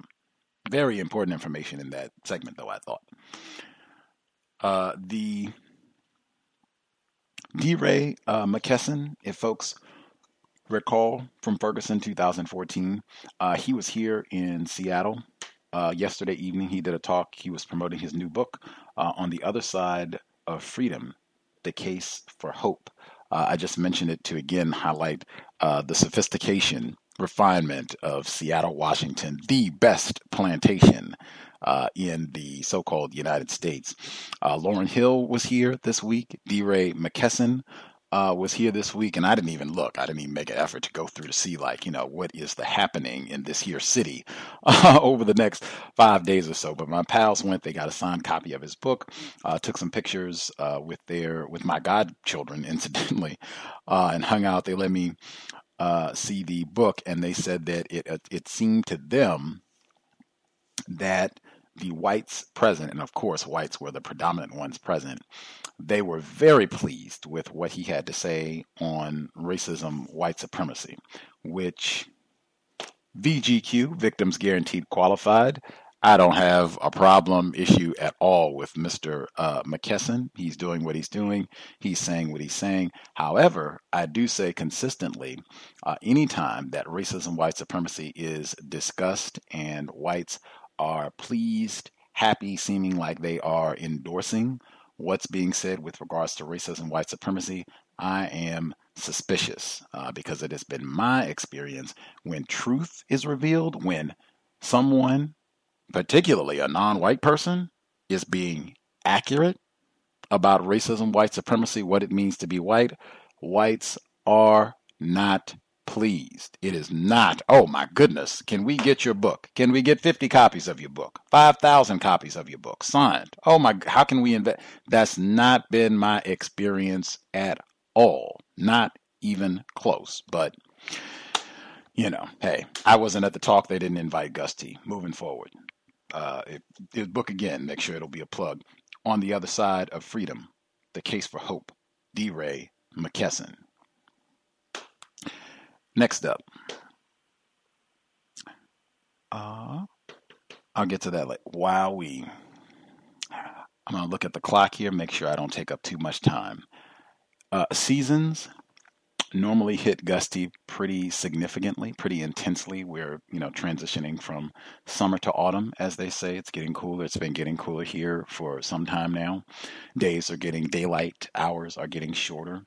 And I have noted that the season changes generally are very intense for me. I can feel them. It feels like a lot of things are happening, and sometimes I have to, or more recently since I've become aware, the season changes hit me very hard. I have to try to do less, take more time for self-care. So we're at a season change hitting me very intensely. Wow. Just the 24-hour period on Monday, so many things happen. I wanted to sit down to at least try to write on Facebook. I feel like that's something that I've been very poor at, is doing more on social media to promote my views on racism, white supremacy, and the cows. So I said I should, sit down and write some of the things that happened. So many things happened that I could not stop to process, each individual event or to even write. It would be before I could collect my thoughts to write down something about the first event, the next thing would happen. And then the next thing would happen. And then it would be 4 things that I would be now trying to sit and process and write. And then, of course, I would take a yoga class. And then sometimes it would now be 5 things to talk. So I'm going to try to see if I can share some of what happened this week. Wow. So let's see. Where do we even begin? We'll start on Monday at going to a yoga class, of course. So I'm going to 9 a.m. yoga class on Monday. I get there. This is a class that I go to regularly, have been going to this 9 a.m. class on Mondays for months now. So I get there, and there's a suspected racist white female in the front who, huge smile. I don't know the suspected racist. I've never seen her before, never talked to her before. She doesn't look familiar at all. And in addition to all of that, which would be significant enough, I am not accustomed to white people like smiling at me, greeting me warmly. That is not what I'm accustomed to at all. I'm accustomed to maybe the instructor, sometimes being cool. There are some instructors where I've taken their class a number of times, and it's general protocol anyway for the instructor to greet the students warmly as they are entering. So other than the instructor, I am not accustomed to, hey, Gus is here. What's good? Like, hey, everybody, Gus is. Hey, let me tell you the latest joke. Did you hear the one about the black and deck? Never mind. That's not what I'm accustomed to when I go to yoga class. I have my shirt on. I'm trying to avoid being kicked. So massive smile. What is going on here? Take the class. We get to the end. Smiling suspected race soldier comes up. Hey, I've seen you in class. What's going on? Are you in teacher training here? I'm like, wow. Let me exit. And the other thing I thought was, I do not think it is a coincidence that this happened 24 hours exactly after I had been in class with a black female guest. We're reading Black Love is a Revolutionary Act. It would not be unreasonable to see this as a response to, black male, black female coming, being, taking care of themselves, self-care, and natural hair. Lovely black female with natural hair. I forgot to add that on. I did not think that was outside the realm of possibilities at all, that those two events happened in that short space of time. That was event number one. After that happened, things happened with a friend. I went to talk to them about event number one. I didn't even get that out because something regarding racism happened with them. That was a whole nother ordeal that would take up a lot of time to explain. Boop. So that bit of zaniness happened. It's Monday afternoon. I get off the phone with them. I say, hey, I am going to take a light stroll. I plan on taking a yoga class at 5:45 p.m. I'm going to get a little sunshine. It was about 70 degrees, which might be as warm as it's going to be in the Seattle area for the rest of the calendar year. I said, I'm going to go outside. I'm going to get a little sun, and I'm going to get myself an apple-spiced donut. I just found out that there is a donut facility that is like 2 blocks from my residence, temporary flood residence, where they have all plant-based donuts, even plant-based sprinkles, and they have an apple-spiced donut that's seasonal that is amazing, absolutely amazing. So I get off the phone. I get dressed. I'm doing whatever else. I look at the clock. This is important because everything that I'm about to tell you happened in 25 minutes, and I know that because I looked at the clock. I said, the donuts, they go on sale at 5. I can leave at 4:55 and I'll get there exactly at 5. So it's 4:55. I walk out my door. I put on my C.O.W.S t-shirt, which I normally don't do just for casual strutting around. I save it for yoga class because I'm not accustomed to smiling white chicks. I'm accustomed to white chicks kicking me in the head and, the whole nine. So I put on my C.O.W.S t-shirt. I go outside. It's sunny, 70 degrees, Seattle, lovely day. I get 2 blocks let's break it down specifically. I'm on 15th. I get to 12th. I'm walking towards the donut shop. I'm about 4 blocks away. A white woman is driving towards me on 12th. She rolls down the driver's side window, leans over. I love your shirt. She gives me a big thumbs up. I love your shirt. That's great. She makes her right turn, goes around the corner. I continue walking. Not a big deal. I've been wearing this shirt for 6 years. Get to the donut shop right at 5 o'clock. I get there, happy hour. Let's get that apple spiced donut. I go, the white woman, suspected racist. She's at the counter. She says, okay, let me get a bag here. How many donuts are we going to get? I say, I want an apple spiced donut. And she says, apple spice? let's see. And then you said, wait a minute, you were going to, and then, okay, so Apple, wait a minute. I am so sorry. I'm so sorry. Your shirt, wow, what a shirt. Incredible. That, I can't even think. I don't know what to say. Okay, so you said, what donut did you say, sir? She finally gets it together. Now, that is a new one. I've not had a suspected racist like completely lose it, where it's seeming like they're not even able to speak coherently because of the shirt. She gets it together. I get my apple spice donut. I turn around. It's only one other person in the donut shop at this time. White woman suspected racist. She's seated. So I turn around with my donuts, and she looks directly at me. She's looking at the shirt, and I can see her lips moving as she's reading the shirt. Please treat me like a white person. And she just starts nodding, and she lifts her gaze. Now, she does not smile at all. There's not even a hint of a warmth or welcoming or humanity. Not at all. Just reading, blank stare, and eye-to-eye contact. Her mouth is open after she's mouthed the last word, please treat me like white. And it's just, I interpret it just like, who is this nigga? And she's nodding the whole time as I'm walking, and she's just tracking me with her gaze as I'm walking out of the store. So I get outside.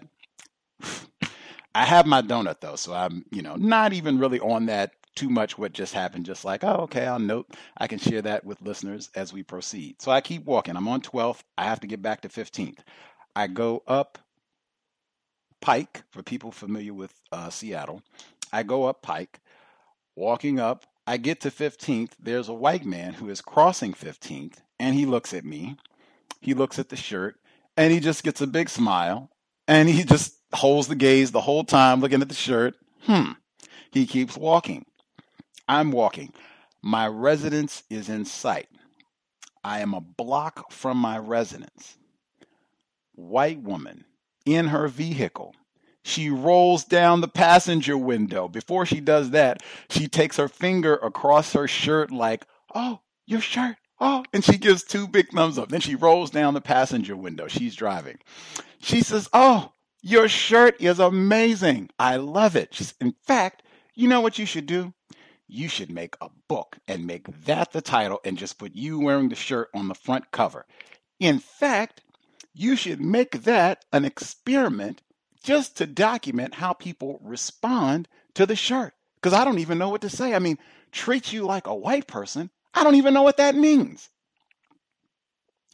Now, at this point, Gus says, whoa. It's supposed to be counter-racist. I was really just trying to get a donut. And most days I'm not, prepared for this level of intensity, especially when it's donut time. I say, well, wait a minute. What's the question? Or at least one question that I say you should ask on a regular basis. Are you a white person? She says, oh, yeah. And she grabs her hair, literally, and says, I'm a white woman. In fact, I am a white woman. I'm here to pick up my white son. I'm trying to raise a good white man. At this point, she's in a black minivan. At this point, she rolls down the middle window, which I was kind of standing directly in front of, to reveal her 5-year-old suspected racist son. He looks at me, no smile. He's just looking at me. And he had the exact same look on his face as the white woman who was seated at the donut shop. Like, who is this nigger? And why are you talking to him? At this point, his mom seemed to get the exact same message because she rolled up the window and said, oh, yeah, he doesn't. Talking to strange niggers. Anyway, so the mom says, yeah, do you live around here? And I say, yeah, I live right there because I was right in front of my residence. Now, I paused for a second and said, oh, why are you telling random race soldier information and all that? And then I stopped and I said, now really, you are a black male in Seattle, a city that does not have a lot of black people anyway. You are in Capitol Hill where the average price of homes is $1 million. You're wearing a shirt that says, please treat me like I am a white person. and you think you have some sort of anonymity from whites in a system of white supremacy. After I thought about that for 30 seconds, I did not feel bad at all about saying, oh yeah, I live right there because I walk here every day. I am sure whites know, oh yeah, that nigger's been here for a good 9 months wearing that nigger t-shirt almost every day, or shirts similar to it. Seems he has multiple of them now. She says all this. She says she was here to pick up her child. Incidentally, her child doesn't just attend a school. Her child attends a Montessori, which is about 2 blocks from my residence. I'm sure we have some folks who are familiar with education who know about the specialty of Montessoris, but that's where she was picking up her young suspected race soldier in training. All of this happens, as I said, in 25 minutes. She asked me if I lived in this area, and I said yes. She said, I've never seen you before. You were probably not wearing that shirt. I'll have to be on the lookout for you in the future. We depart. I get home. I have my donut, which was amazing. Now, I try to sit down to get all of this together. I had a yoga class I planned to take in 20 minutes, but I said, wow, which incident? I could pick any one of these to write about and just feel like, wow, all of this just happened in 25 minutes. I was so discombobulated. I contacted a C.O.W.S listener just to say, can you believe what just happened in 25 minutes? In trying to process all that, I ended up being late. I missed my 5:45 yoga class. No big deal. I sign up. I take the 7 o'clock yoga class. I get to the 7 o'clock yoga class instructed by a suspected racist white woman. We get midway through the class. We're doing a pose. It's the equivalent of side plank, if you can imagine being in a push-up. Palms are on the ground, right? If you can imagine rotating 90 degrees so that you're on your side, now your chest is pointing towards the side wall, and you just have one hand, let's say your left hand is supporting you on the ground, your body is straight because all you did was rotate, and your right hand is extended up towards the ceiling, right? So we're in this position, basically slightly modified, and we're just lowering and raising your hips, and you point your arm towards your feet when you lower, and then you lift your arm towards your head when you elevate, right? That's what you do. Done this pose bunches of times, hundreds of times. This white woman, in giving the cue for this position, she says, all right, you're going to send your backhand to the window and then lift up, and you send your hand to the front, and we're going to do it again. Send your backhand to the window, to the wall, till the sweat runs down and she stops right there and starts giggling. Now, since this is just 2 hours from where everything else had happened, I'm like, wow, what a day. What is going on? And so the class starts giggling, and she's having a blast. Maybe you could insert a cowbell right there. The zaniness continued. Now, all of this was Monday. I think I might be skipping over some other interesting tidbits, but how much can you share? Wednesday, black female. She works at one of the numerous markets that's right in my neck of the woods, Capitol Hill, my region of Capitol Hill. I see her regularly. She came to my yoga class. Get to the market. She says, I'm getting off in 6 minutes. It's 1 o'clock, we'll say, on Wednesday afternoon. I said, oh, you're getting off on 6 minutes. I was going to do work for the program, but I say if it's 6 minutes, it's a sunny day. I'll go wait for you. When you get off, we can chat briefly. You'll be on your way. I'll be on my way, and we'll go about our Wednesday. She says, great. I go outside. I have my C.O.W.S t-shirt on. I go outside. It is a beautiful sunny afternoon, 70 degrees or so. I sit down directly across from where the market is. There's a black male who's seated maybe 15 meters to my left, 15 yards. He's seated. I think he's eating a snack or something. I don't know him. I'm not really paying attention. I sit down, and a different black female walks in front of me. I've seen her before, but I can't think of her name. I really start thinking intensely about this because it bothers me when I forget people's names. And I cannot think of her name for anything. I start thinking, wow, if I was in a situation where someone said, you have 30 seconds to do whatever you're going to do. If you need to text somebody, get on your email, whatever you're going to do. If you can't think of her name in 30 seconds, we're going to kill you. I think I would die because I can't think of a clue, letter, nothing. And so I'm sitting, I'm trying to think. She walks by several times, cannot think of her name. And so I'm sitting there. And then all of a sudden, I just hear really loud, like, oh no, you are not going to sit right there. You are wearing that shirt and it is directly assaulting me. You are not going to sit right there. And so I turn and I'm really confused. I'm still in my, what is this girl's name? And so I turn and the black male, who was about 15 yards, he's significantly closer now. Now he's about 7 yards. And so he repeats, because I really didn't, I wasn't paying attention to him. So I said, excuse me? And he says, you are not going to sit right there. You are assaulting me just by sitting there. You are going to get up and you are going to move. If you think I'm going to let you wear that sort of ignorant shirt next to me, you have got another thing coming. You are going to get up and move. And so I'm stunned. I've never had a response like this at all, ever, from anyone wearing the shirt. So I'm seated and I turn, I look, and I say, I thought it was a public sidewalk, which is where we're seated. And he says, no. I'm not going to sit here next to you. No way. You're going to get up right now and move. There was a crackhead white woman who was just here 5 minutes ago, and I made her move too. You are going to move. Who is going to come out of the house wearing a shirt as ignorant as that? You're going to move right now. Your shirt is assaulting me. I'm stunned. It takes me a few moments to get it together. I open my mouth and I say, well, coon, do something. Joking.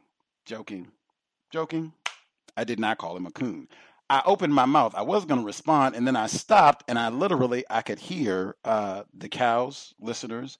I could hear the program, and I stopped, and I said what I have said consistently. Victims of white supremacy, if you are most confused, your number one priority anytime you are in proximity with other black people, other non-white people, minimize conflict. I immediately closed my mouth. I got up and I moved about 5 yards over, which totally ended everything. He immediately went quiet. He went back to sitting where he was. I sat down, and that was the end.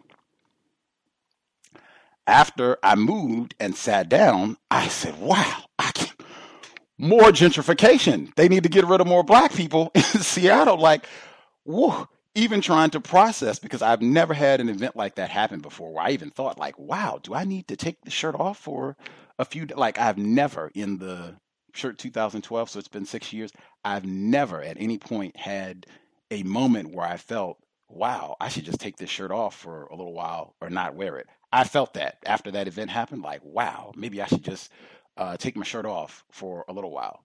I did not. I kept it on. And to add further, just to make sure you get all the details, about 2-3 minutes after I moved, this black male, he sits down calmly, doesn't say anything else to me. He pulls out a crude pipe and a lighter and begins to consume what to me appears to be narcotics. Victim of racism, white supremacy. I did think it was a little bit curious that this is a pretty major intersection in Seattle, 1 o'clock in the afternoon. Victim of racism, white supremacy. Don't know what problems, how whites had abused or terrorized him that day, but that did happen, and there were no fisticuffs or any other altercations. All of that happened within, what are we talking, 48 hours, all of those events, Monday and very early on Wednesday. Other interesting things happened during the course of the week, but how much time does one have to talk? Seasons have been very intense, and Gus T is trying to do a lot of self-care. I wore my shirt today as well. Not going to be shook. I think that's a metaphor, but yes, I am not going to be intimidated, but at least not yet. Still wearing my shirt. Wore it yesterday too. With that, we'll get to callers. I will again request if we could not use metaphors. I heard quite a few metaphors in the audio segment where they were talking about American rhetoric, and they talked about Jim Crow Another metaphor which I think should be discontinued. Let's use specific terms to talk about. If we're talking about white terrorism, then let's say that. But if for this broadcast, if we could be direct, explicit about what we are attempting to say, that would be appreciated. Race soldiers consistently, they will use words, metaphors, analogies to create confusion. They will insist that two separate entities are exactly the same, equivalent, and frequently that's not the case. That's what master deceivers do. Victims, we've been exposed to this behavior for centuries, myself included. Consequently, a lot of times, also, well, in addition, we've been exposed to their shenanigans, but in addition, we are still learning, myself included, and a lot of times we're talking about a subject where we've not come to a conclusion, and sometimes we will substitute some sort of metaphor or analogy in place for logic, and it's been my experience that that often produces a lot of additional confusion. If we can make an effort to be explicit, direct about what we are attempting to say, that would be appreciated. I will prompt about the metaphors. Thank you kindly. Number again, 641-715-3640. The code 564-943 pound. Press *61 if you would like to participate. Take about 5 minutes to share your commentary. If you could use your mute button, that would be extra appreciated. Just to make sure we don't have unnecessary distortion in the line. Again, if you could take 5 minutes, that way it makes certain that everyone has an opportunity to share.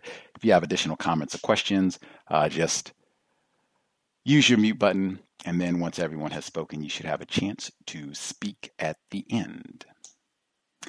First few folks who dialed in with a hand up, line should be open. If you have commentary, proceed. Actually, take me an extra second or two to see if I can get the line here. Alrighty. First few folks who dialed in with a hand up, line should be open. Proceed.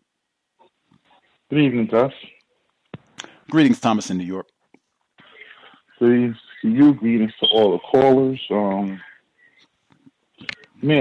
wonder who race surgeons would have sided with. Nigger smoking weed at a major intersection, or a nigger less confused wearing a counter-racist t-shirt. I wonder if they were called, who they would have sided with. Confederate 901 rally in Memphis today and tomorrow. Haven't seen any news coverage of it, but it seemed like it was a decent amount of white supremacists and a decent amount of protesters, white protesters to the white supremacist mode of practicing racism. Alabama, state was mentioned in the clip tonight. The United Nations went to Lowndes, Lowndess County, Alabama, to study poverty in the United States, and they found conditions worse than third world countries, and that's no metaphor. That was actually in the first sentence of the UN report. Due to the outbreak of hookworm infections in that county and adjacent counties to it, caused by white people's excrement coming through their pipes, in their bathtubs, and in their backyards, forming puddles of white people excrement, because their pipes run under their to flush their excrement out of their part of the state. It goes under these black counties, people being classified as blacks. However, the pipes are broken under these counties, so the excrement just goes right up into their neighborhoods. Terrible. But it is what, just the system of white supremacy. Voting. I always say if voting worked, they wouldn't allow us to do it. One place that I think voting will work is the part of the United States called the Black Belt.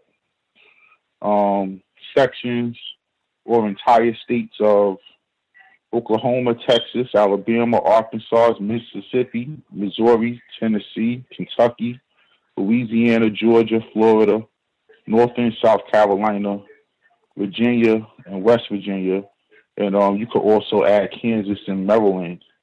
So in that area, I don't think whites are being very honest with the amount of people being classified as black that live there. I think there might be double the amount of people being classified as black in the so-called black belt than what they're saying. And what led me to that conclusion was the Ron Moore election, which indicates to me that the numbers just didn't add up, because he won the white vote, but he only lost the election by 1.5% because they said due to high black turnout. Now, the high black turnout happened to be only 30-something% of the voting age blacks. The white turnout was over 70% of the voting age whites, and he only lost by 1.5% to Doug Jones. So therefore, if only 50% of the blacks, the people being classified as black, went out and voted, Doug Jones would have won by almost 4%. So it just shows to me that if 70% voted, they would outnumber the white electorate. So how does those numbers add up? It does not add up. This to me is blatant. It's like, wait a minute, no one ever asked this question. So I've been saying for years that these chemtrails, I watched them. They start at a thin line, and then within minutes they cover the whole sky, covering out the sun. It's not natural. These hurricanes that cover entire states, like last year with Florida, the whole state covered by a hurricane, is not natural. A hurricane to survive over land for 5 days, over land where there's nothing creating energy for it to spin around anymore, like what happened in Texas last year. It's not natural. This hurricane was the size of 3 states. And it was over land for 3 days. That's not natural. These forest fires aren't natural because homes are burning but not trees. And if you go to Ventusky, Ventusky, and see these storms, how they're being formed and how they're steering them, it's a very good website, and it's legitimate. However, the last thing I'm going to say, Gus, and this goes to metaphors, this article came out today. Elgin, I believe this is Illinois, police officers complain about diversity consultant's Facebook posts. This black diversity consultant had a Facebook post, and her post was, if white women tried as hard to eliminate white supremacy as they try to lose weight, white supremacy would be ended. Of course, the police officers used this as reasons to get her taken out of her position, and poor choice of metaphor. If she was just real clear and honest, I don't think she would have been taken out of her position, because it would have been just accurate. And I mute my line. Thank you. Much obliged, Thomas in New York. Other folks who dialed in with a hand up, line should be open. Proceed.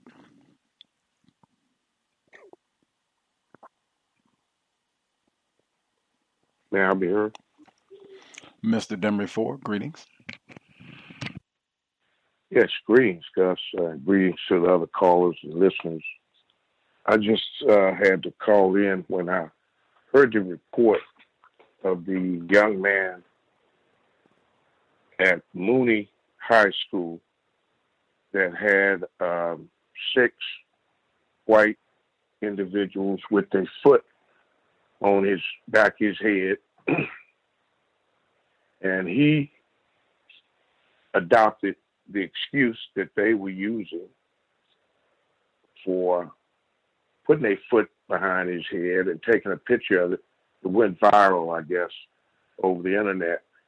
But the fact that he had adopted the same excuse like it was a prank and did not understand the significance of something like that going over there, and that guy's age, he would, qualify for the age of a grandchild of mine, and you would think that in my generation, even with less available methods of educating yourself about racism or the situation, the system of racism, white supremacy, or just the country that you live in, your awareness, it's distressing to hear that a young individual would allow that to happen to him and then say it was just a prank also. Another thing I wanted to talk about was the black veterans that was mentioned in one of the reports. They were lynched, also terrorized, even though it was a so-called state of peace in the nation after they had risked their lives to go overseas and fight for a country that was actually actively had a war against them and was lynching, killing, beating, and constantly mistreating. So and if you look back, every war veteran, from that time, from after the Civil War, had to endure the same thing. And even coming home to the terrorism, even after risking his life for so-called freedom. I'll mute my line. Thanks for taking the call, Gus. Much obliged, Mr. Demery. I did want to say really quick about that Moody High School situation in Alabama, where these young suspected race soldiers took this photo with their foot on a young black male student.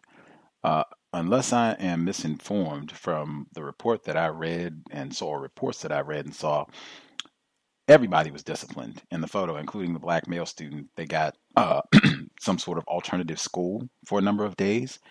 And I just said, wow, like, how does the black male student, they put their foot on me, how am I punished? What is my crime in this as a black male for having suspected racists put their foot on me? Like, why am I being punished for agreeing to do this? I felt like that was an additional act of racism, white supremacy. If anything, it would be, let's put you in a class so that you have even more self-respect, so that you recognize this sort of the incorrectness of this next time and say, oh no, there's no way in the world I'm going to do this. And in fact, I'm going to report you all for practicing white supremacy racism.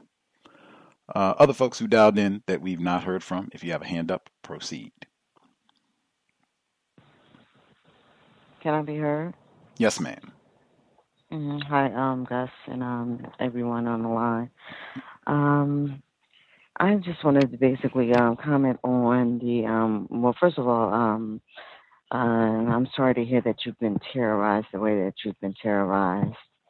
I wanted to make a comment on the CRISPR in regards to the whole, with the whole creation of the babies without intercourse. It just sounds like they're on target as far as their whole programming.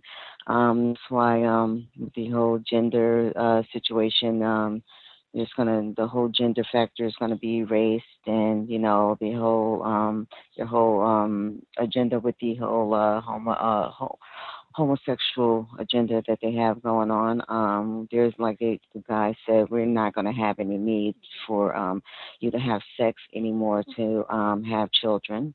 And of course, they're going to be able to further practice racism, because then they can just go ahead, as far as the whole genetic annihilation of their race, they can ensure that they won't be annihilated through those types of technology. Also, I thought it was pretty interesting when they discussed how, with the whole minstrel shows were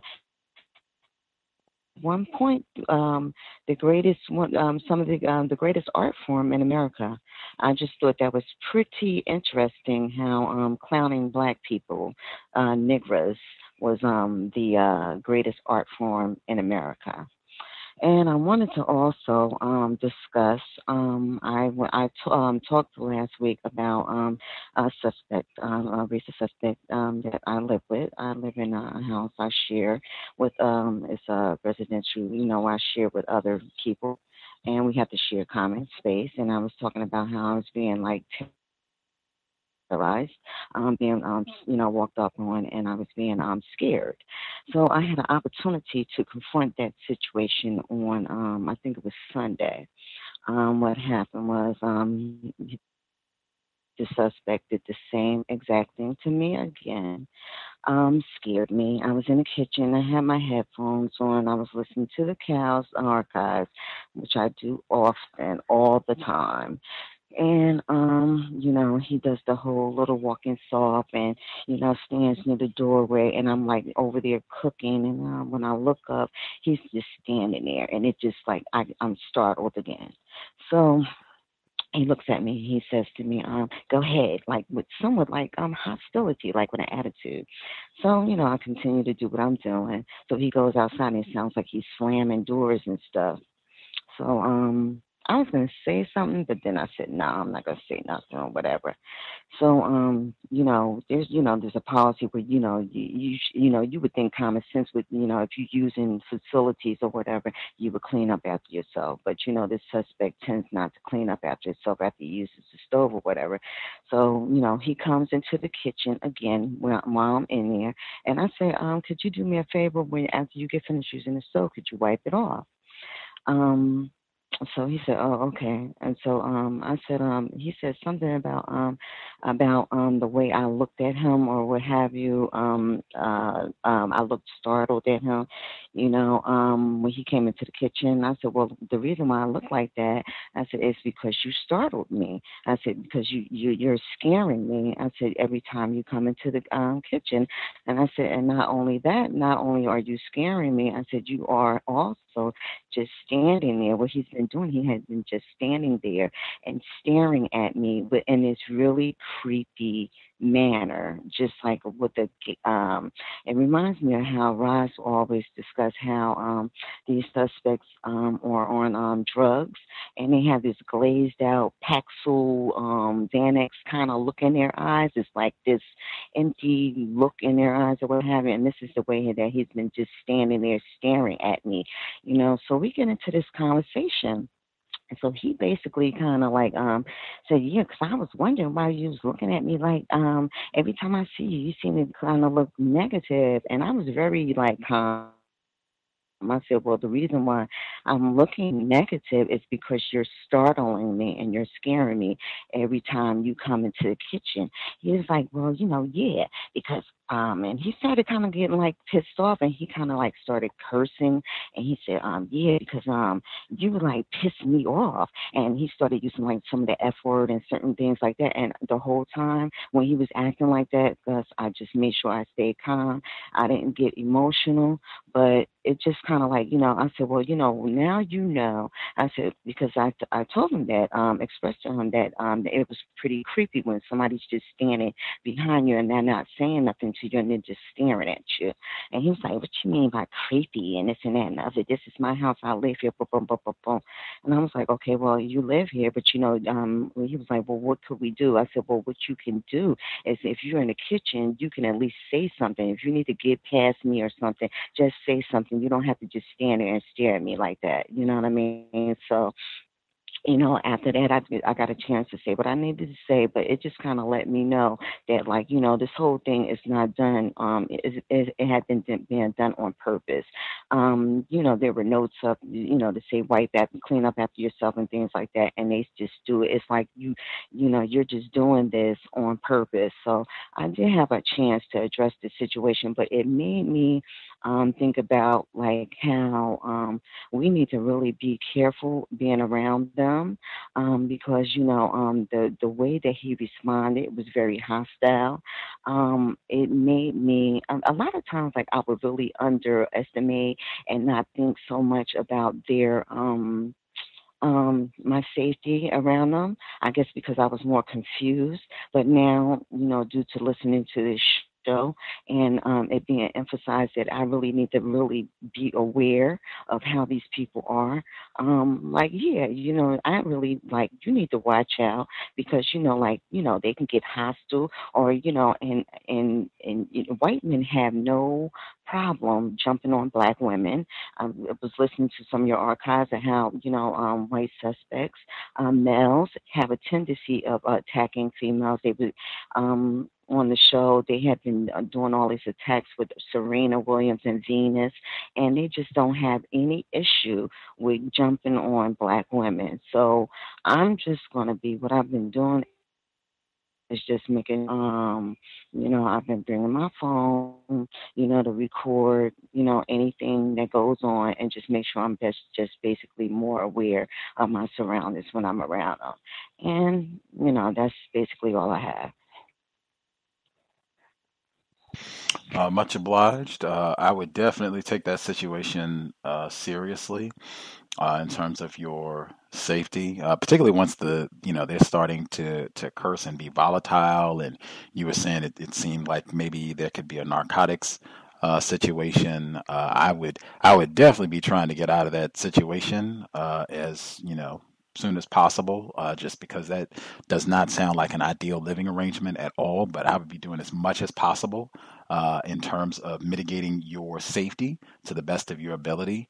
You using your recorder, calling if you have other people, friends to support you. But anything that even looks like, he's getting hostile or I'm not feeling comfortable, take it seriously. I think he's already shown enough signs, and just whites in general, that's not anything that you want to minimize. They are dangerous. Whites kill for fun, and as you said, they have no compunction, white men, about being violent against black females, black children, whatever it is. So I would take that. I would regard that as a intensely dangerous situation that you need to, be alert constantly on the alert about, and hopefully looking to make it a temporary situation if possible. Yeah, and he's not even the first one. There's a bunch of males, and he's one of the other. He's one of many 30 of seconds them that live here. With the whole incident of talking about the one that was lurking our groups and talking about, just to find out what we're doing in our black groups and things like that. So it's been a lot of different situations that I've been going through here with these soldiers, and that's all I have, I think. Wow.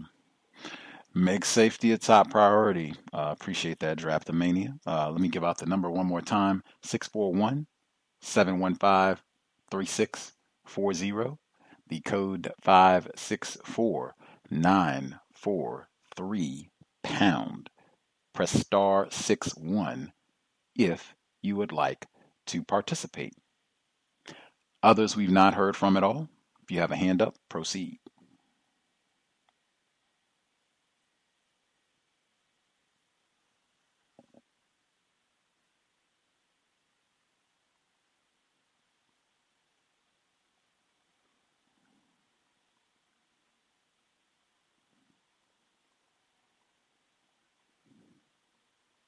Good evening. Can I be heard? Yes, sir. Yes, greetings to everyone, Gus, everyone on the line. The story you told, when you told that joke, Gus, it had me laughing pretty hard about how you responded to the black male. And I would say, I don't know, I guess situations like that prevented me from purchasing a shirt as of now. But I just wanted to share a quick anecdote about me going to yoga class.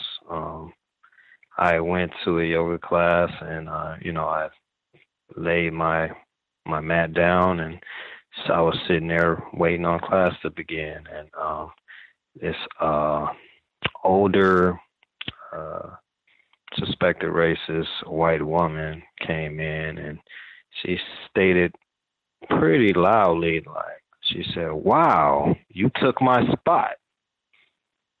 And I said, well, I didn't know we had assigned areas or assigned spots here.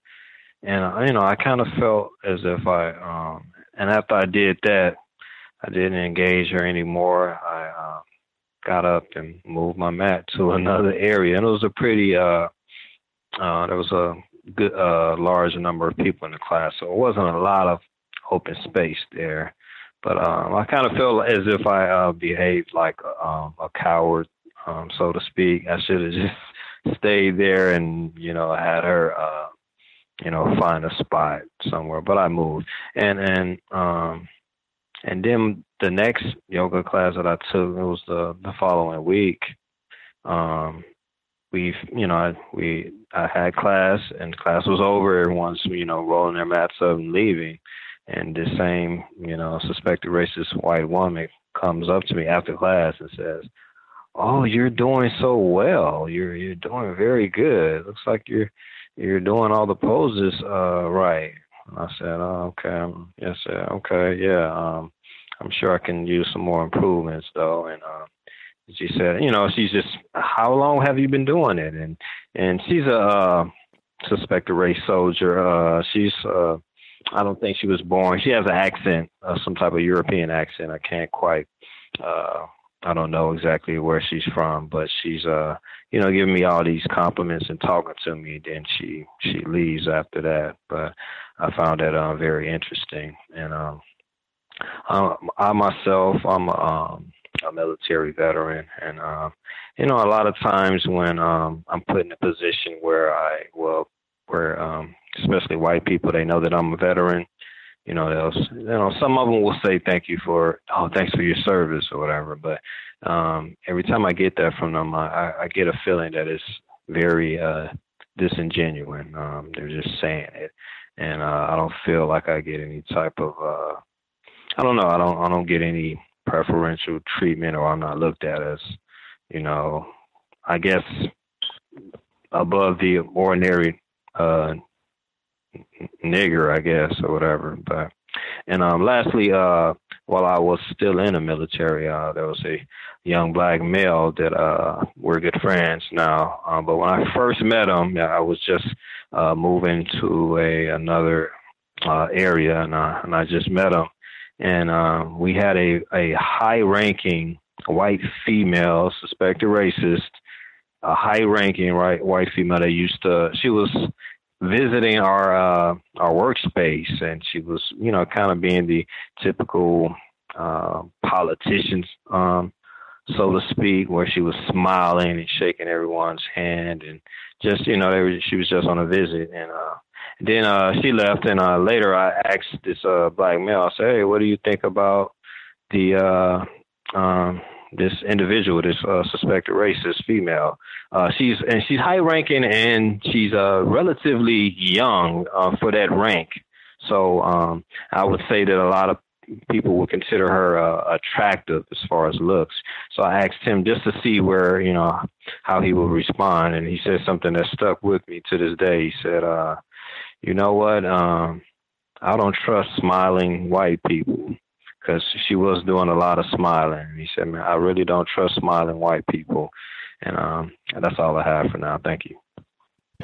I love the logic there. I do not trust smiling white people. Even if they're not smiling, they don't have much of Gus T's trust. I did have one quick question, or I guess a statement. In my view, if you are a victim of white supremacy, I'm not sure. Well, let's see the best way that I would say it. As long as you're a victim of racism, white supremacy, you might still be a coward. I don't think anybody, as long as you're subject to the system of racism, white supremacy, can be talking too loud about how much courage and how tough they are while they are still subject to racist man, racist woman, racist child. statement number one. Now, my question, why, I guess if you've had time to think about it, why do you think you moved when this suspected racist came in and said, oh, you took my spot here? Gus, I just didn't want any problems. I know the power that white people yield, and particularly white women, and even more particular, old white women. Oh, it doesn't matter, but I didn't want any issues, and so I was being a good. I just moved. So I wanted to avoid a conflict.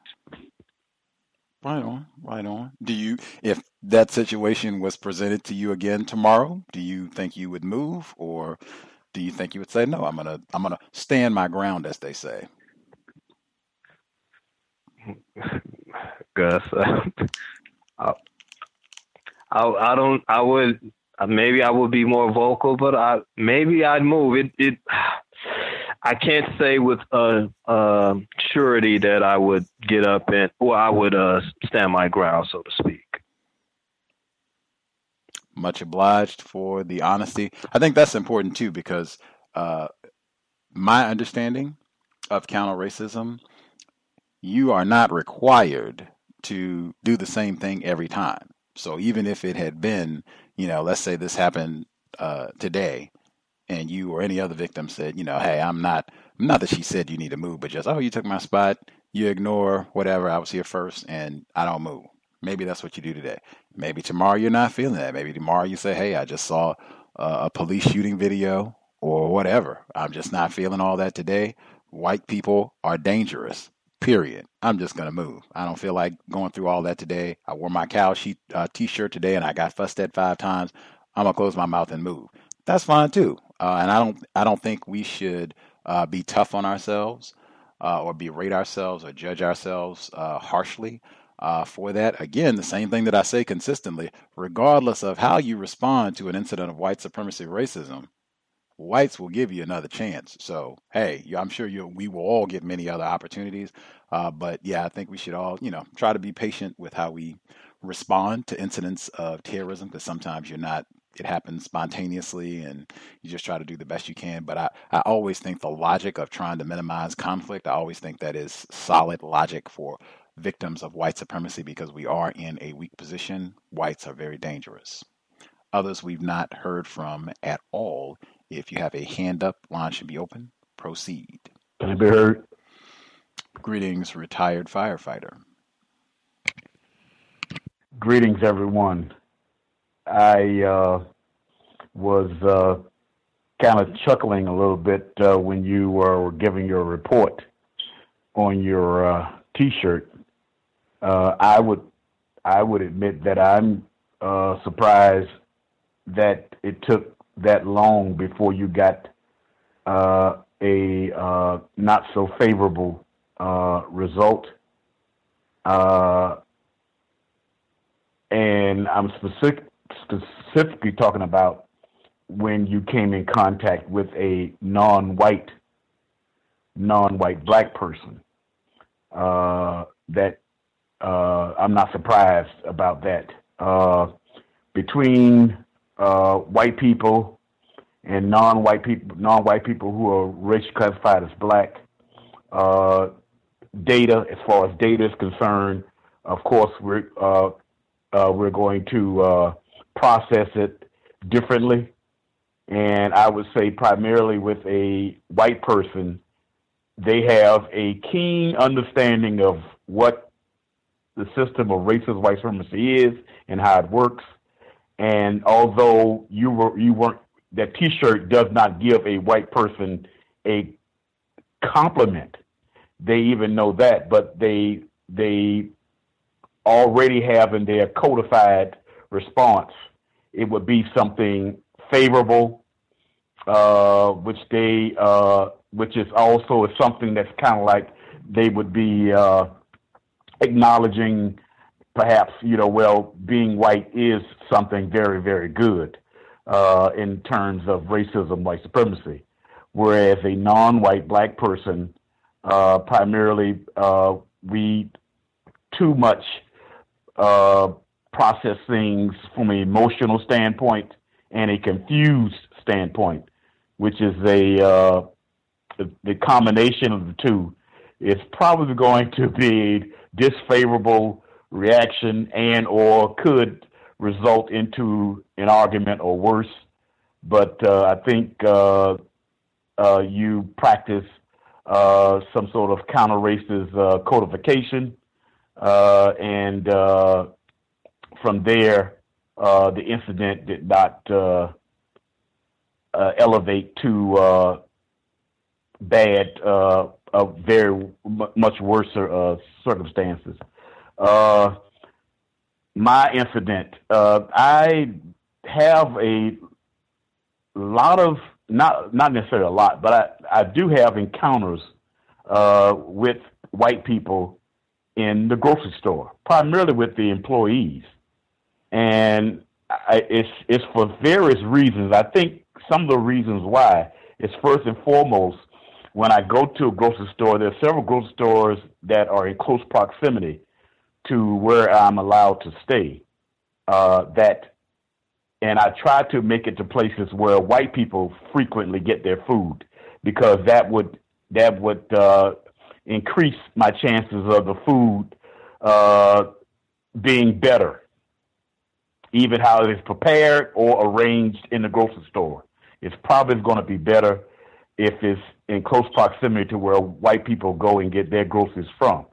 So I go there. The employees, if it's a white person, what I suspect that when they see black people in the grocery store, and the non-white black person is looking at a white person who is not making kind of like minimum wage, and they're kind of embarrassed by it. I suspect that may be the case, because some of these white people that are working in these grocery stores that I inhabit are 60 years old or older. And so that may be the situation, so they may have some sort of attitude. But anyway, in this particular case, it was actually with a younger white person, white female, it appeared to be. Not appeared to be, but a white female. And so, as you know, she was bagging my groceries, and she she asked me, do I want her to take my shopping cart? And I didn't have, I only had I went through the 10 items or less counter. So it wasn't a whole lot of groceries that I had. I normally carry them in one hand. And she was kind of like being facetious in the idea of taking my groceries to my car. And I said, do I look like someone who needs help? I said it, like that. And one has to have a look at me to see that it's obvious that I'm able to take 2 very light bags of groceries. But anyway, her comment was in a facetious way, well, you might be lazy, and you will want me to do it.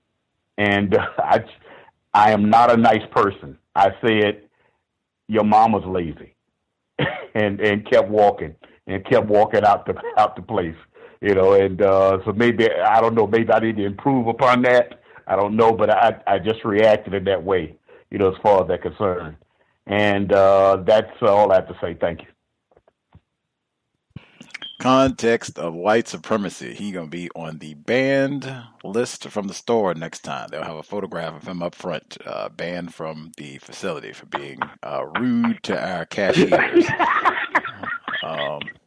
Wow. Incidentally, that is a pattern that I have seen before in situations where whites are supposed to be courteous, if not complimentary to you in those types of situations. And even then, their dedication to racism, white supremacy is so intense that they can't even do that in a situation where it's just professional courtesy. They can't even do that. Can't even just, do you need any help? Oh, okay, no. No, it's got to be, well, niggas are lazy, so, I think that's the best we can do under circumstances where I'm supposed to be courteous. I think sometimes they call that a backhanded compliment. I think I mentioned, what was it? I think maybe 2 months ago, I was at yoga and they did the celebration for me taking 100 classes at the studio.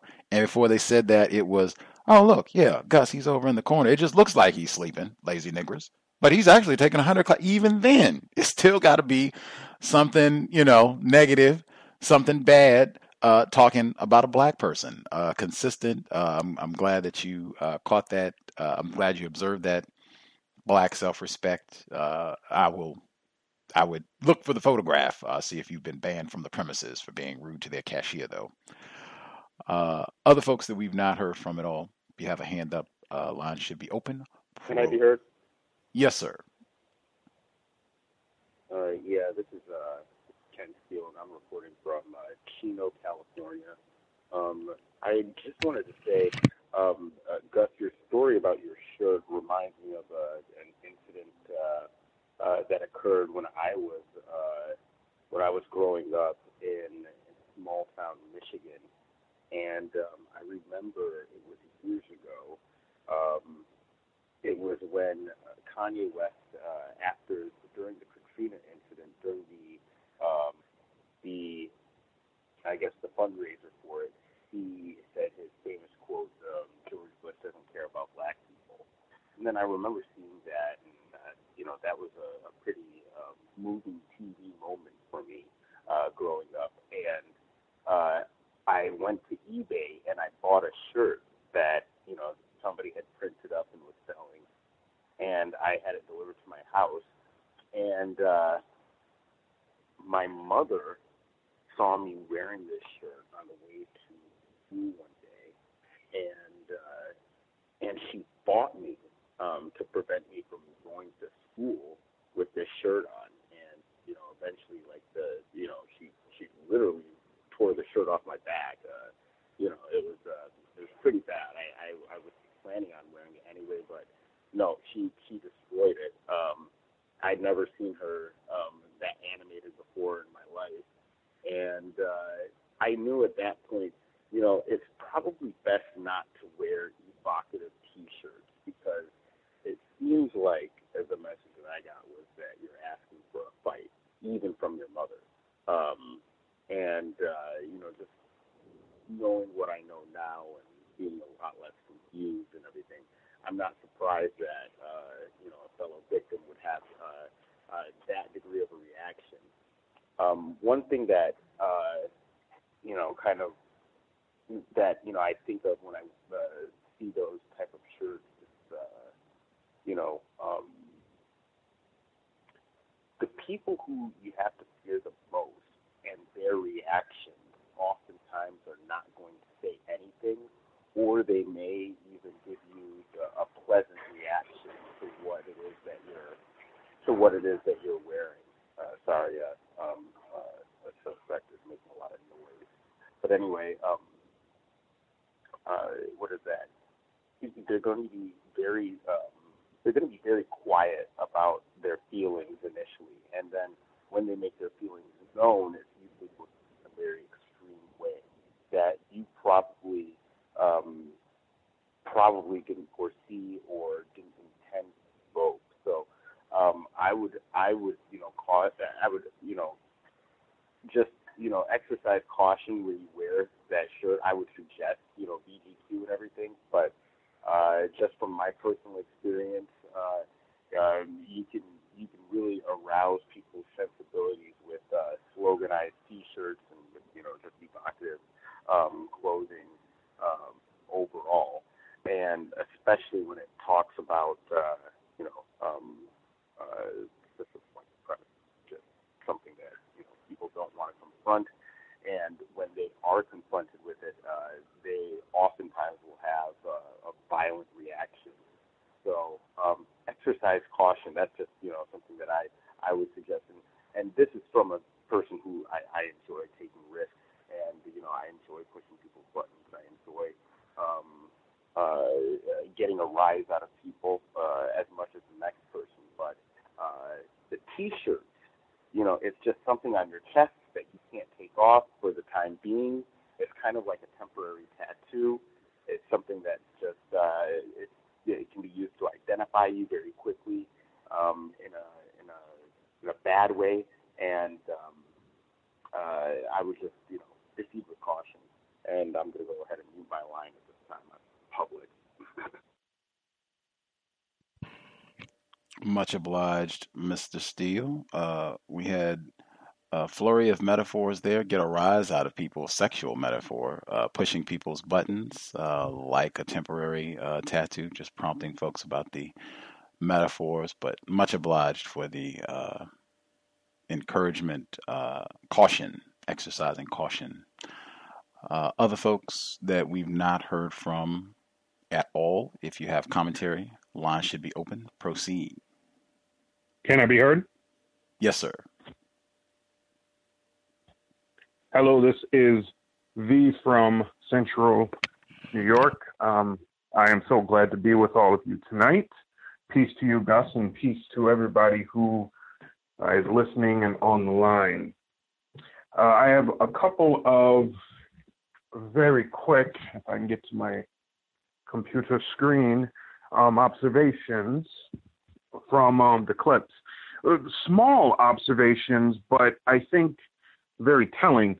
The first reminded me of something my father, who passed away when I was a teenager, him and I used to have a number of very in-depth, though at the time I didn't believe they were very detailed, conversations which I didn't understand that he was telling me about racism because we didn't use the word racism. He was born in 1939. So the word racism, which became kind of in vogue more in the 60s, wasn't really utilized so much as white supremacy or just white people acting like white people was something that he would say periodically. But things that he told me come back every now and then, which may be a metaphor, but I remember them, I recall them. And they specifically, as I've learned more and more through this program, through the works of Neely Fuller and Francis Chris Welsing and various other authors, I realize the detail in small bits of information that he used to tell me. So when it came to Black education, my father was not unlike many people of his generation. He went to school up to the grade of 8. After 8th grade, he sought a job and moved into apprenticeship. But what he told me was he came from a very small community outside of the bayou in New Orleans. And the reading comprehension in that very backwoods, poor community was very, very good. He couldn't estimate it, but he said it was well over 50%, probably well over the 3/4 mark.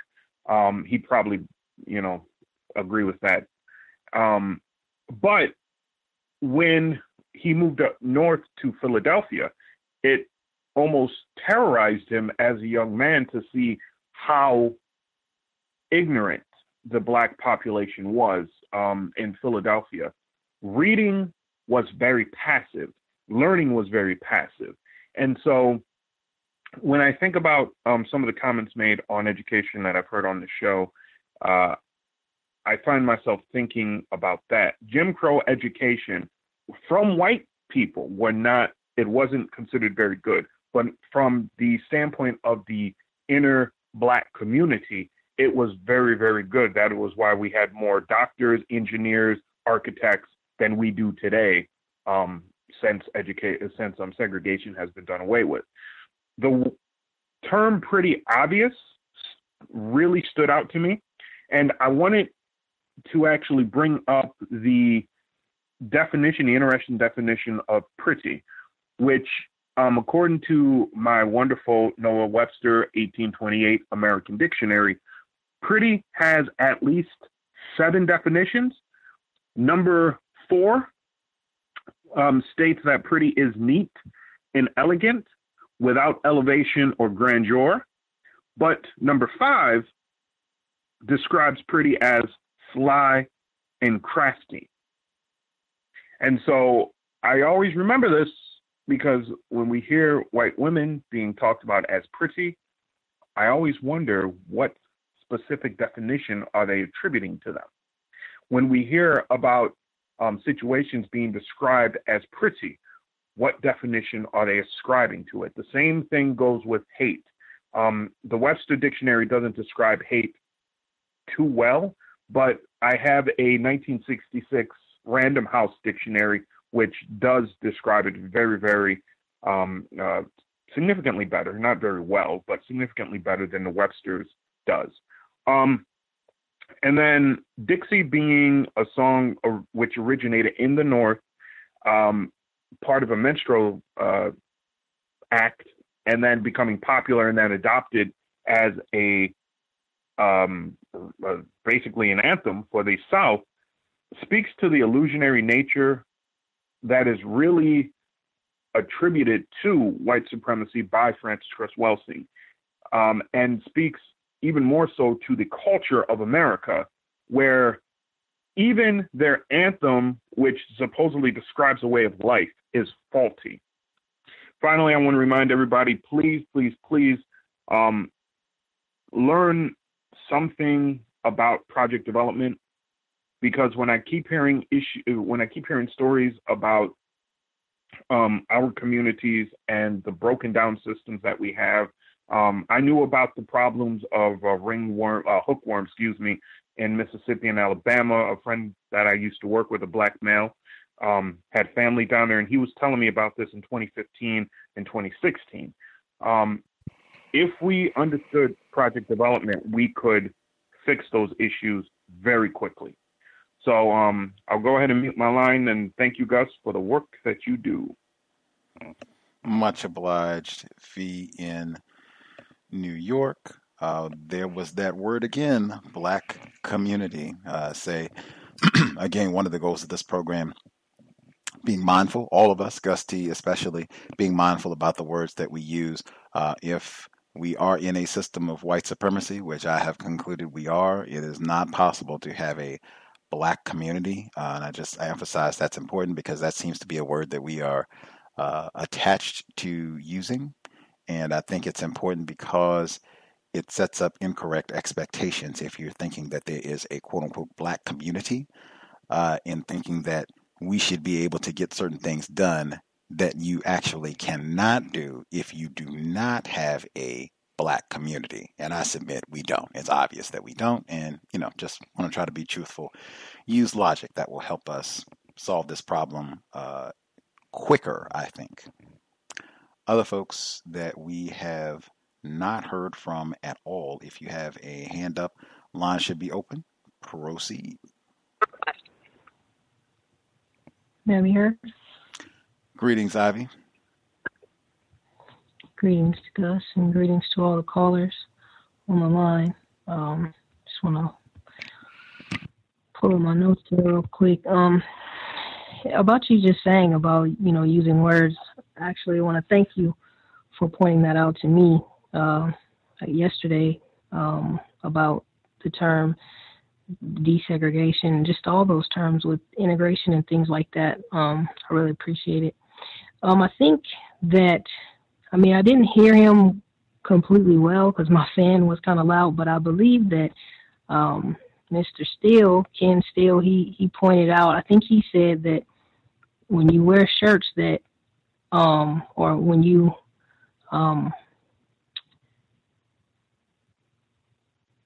draw attention to things that some people may not want to confront, they can get hostile.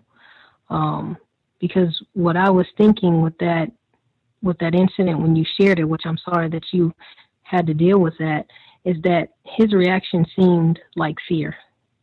That we are logically afraid of terrorists. We're afraid of white people. And so, for you to wear that, I think it seems like his reaction was just he was fearful. And I'm sure it didn't help that he was under the influence of drugs. I wanted to say shout out to Mr. Fox and, Mr. Henry Fox. Thank you so much for uploading the programs to YouTube. He has, over the last week, he has uploaded so many, like a whole lot. He has been doing a whole lot of work about the black man who was reprimanded for the race soldiers stepping on his neck, I believe it was. I think that he was reprimanded to distract from the act being racist and from the whites actually practicing racism, because if you can blame the victim, then it gives the appearance that it's not racism, that it is just this prank that everyone is responsible for, and the racist element gets distracted from, and it gets minimized and maybe even just eliminated from just anyone's attention. I would say for the black man who moved his spot at the yoga place for the race soldier, I think he did, in my personal opinion, I think he did the right thing.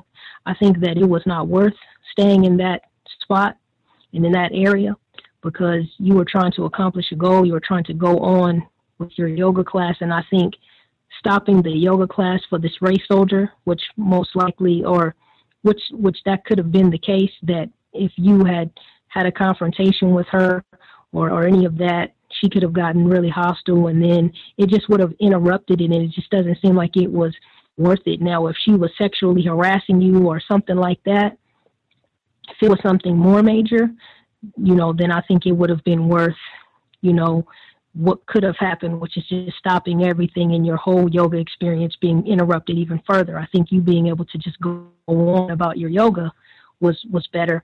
Last two things I wanted to say is, I wonder if Haiti, the area of the world known as Haiti, if it's called Haiti because black people live there, because it sounds like hate, and you're calling these people the Haitians. And I just wanted to ask anyone who can answer this question, including Gus, is that do you think that all white people work hard at white supremacy, or just a small percentage of them work hard at it so that the rest don't have to? That was it. I'll mute my line. Thanks, everyone. Thanks, Gus. I'm not sure how you qualify work hard. You lynched 80 niggers. You lynched 100 niggers. You lynched one. You took one child from a black family, put him in a foster situation. You took 50. Like, how exactly does one qualify working hard in a system of white supremacy?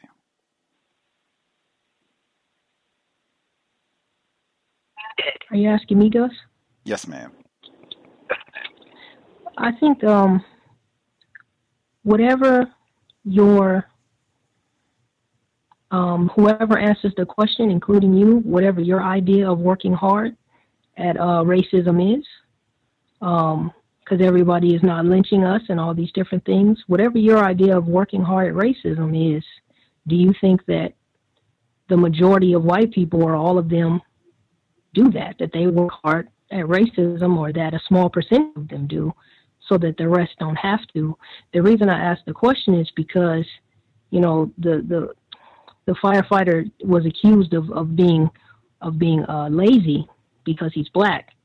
And I think white people living off of white supremacy and calling themselves white so that, they don't have to work hard as we do for the most part to get what they get, they, to me, deserve the term lazy. Now, that being said, that doesn't mean all of them, just whatever percentage of them, don't work hard at racism, that they just, kind of can do what they like. For an example, really quick, in Red's case, where she talked about on workplace racism, where this race soldier wasn't qualified, but she got the job because she's white.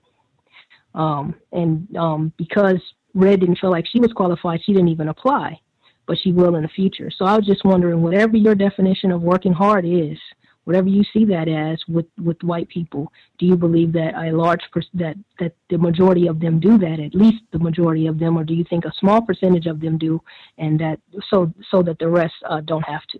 I'll mute my line. I see.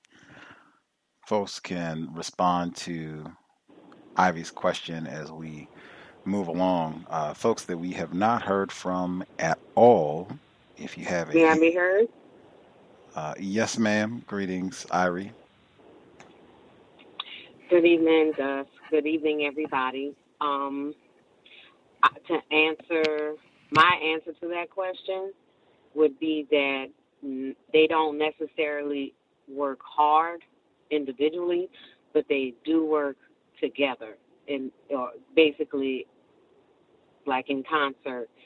So some people do a lot more than some other people would, but they definitely are in step as far as practicing racism, refined or overt. The other question you had about the island country, I know a couple people from there, and they don't, Native Haitians, in quotes, don't pronounce the country that way. It's actually pronounced IT, something like that. And I'm probably messing it up, but it's very far from Haiti, which I think is on purpose,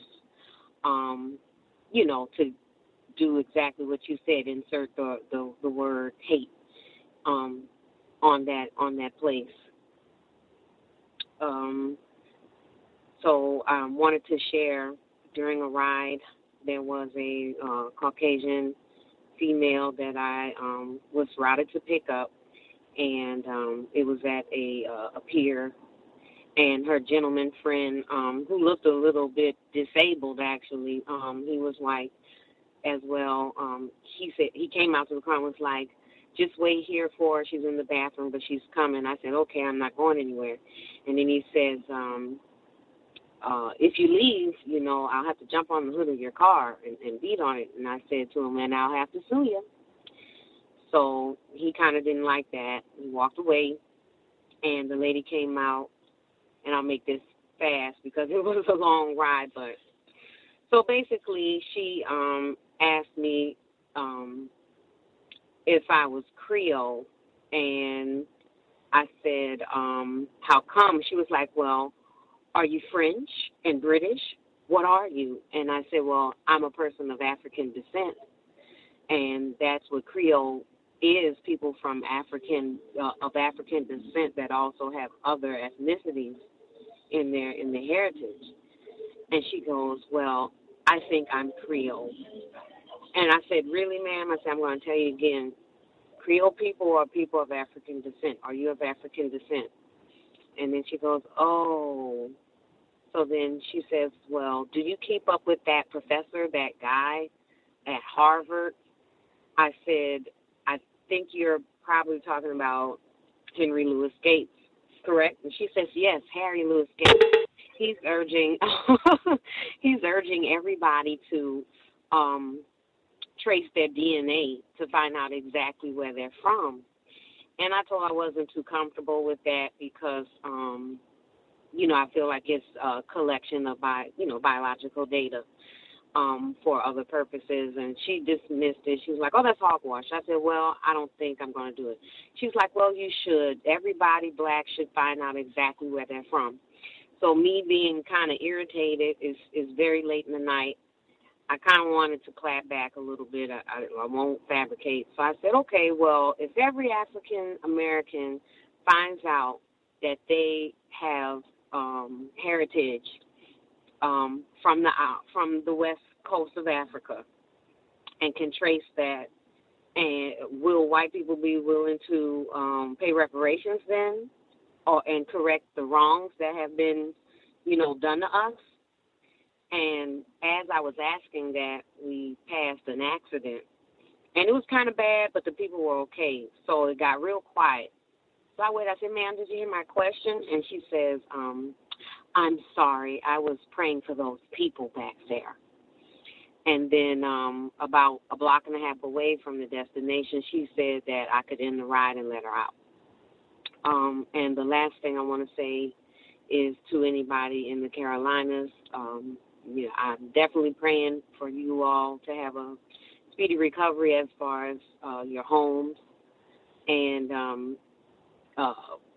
from the heart, I would also urge you all, as you go along, to seek out some type of mental health.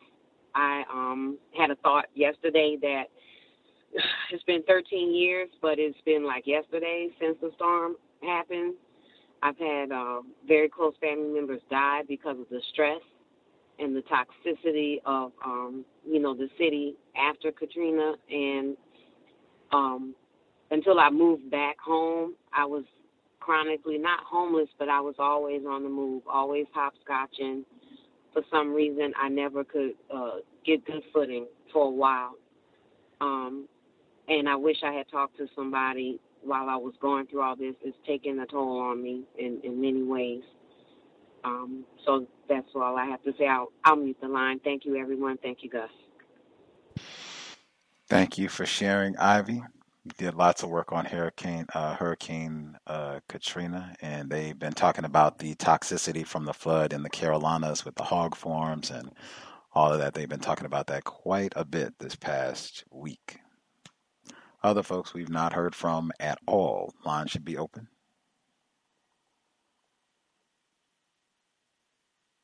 Can I be heard?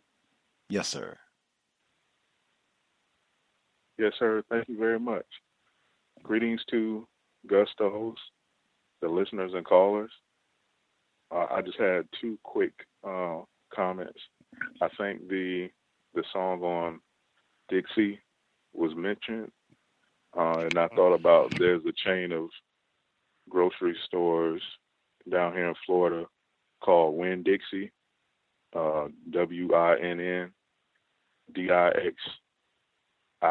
and I always thought if there was any significance to that, and it has a check symbol, I think, in between the two words.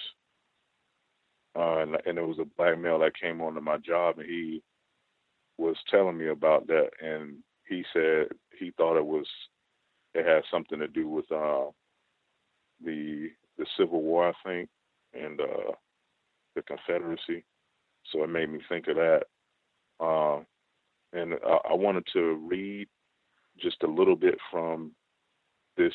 I downloaded a report it was done by the University of Florida about the Alachua County Inequity Report. It was done back in January, and it's like this footnote on here. It says the terms Black and African American are used interchangeably. And then it says the U.S. Census Bureau considers race and ethnicity to be different concepts.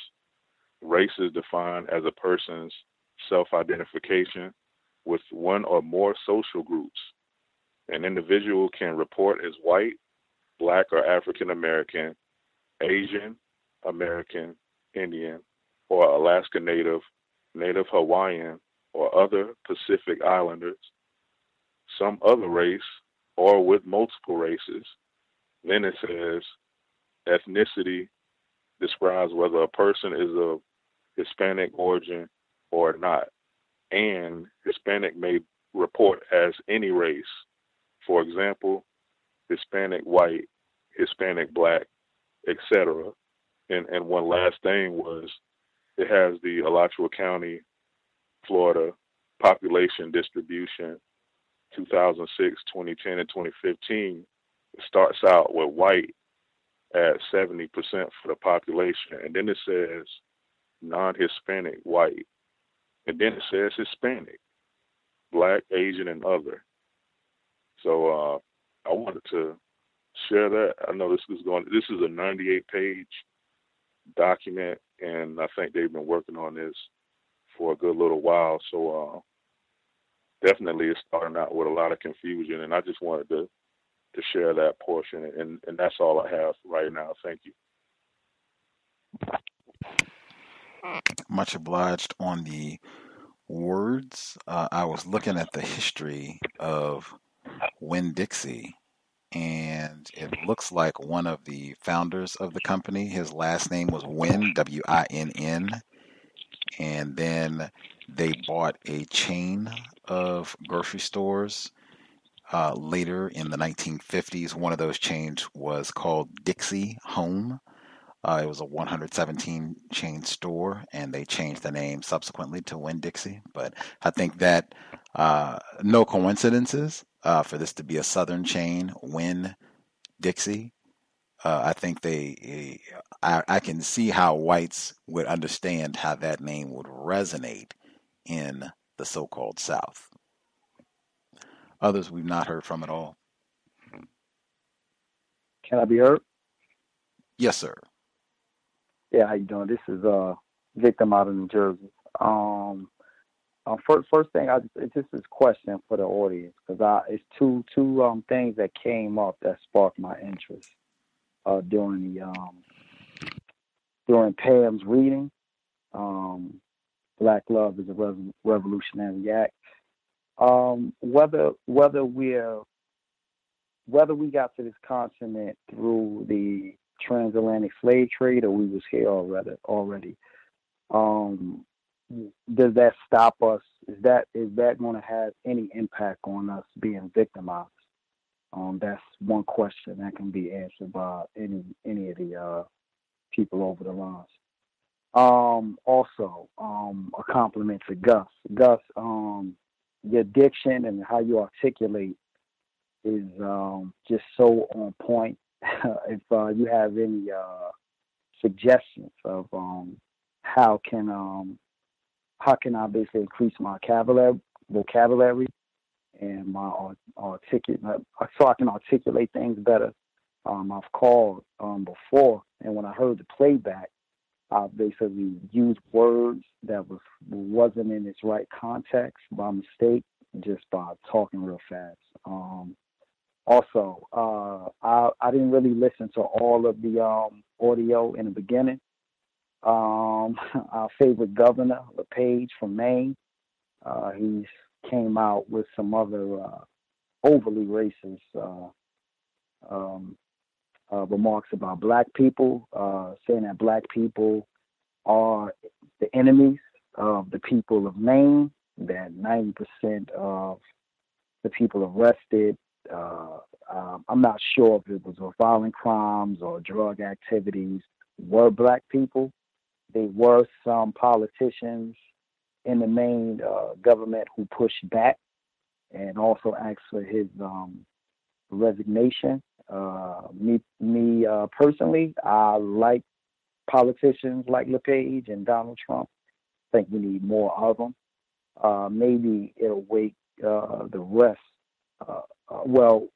Basically make black people become a little bit more codified and really see that, racism is one of the biggest issue that's facing black people.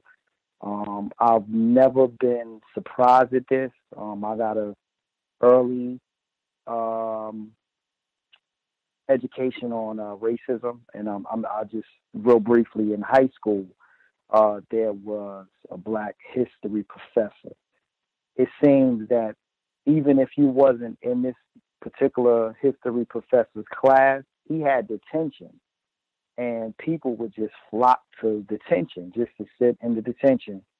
I don't know if it was detention or it was some kind of class. I could be wrong.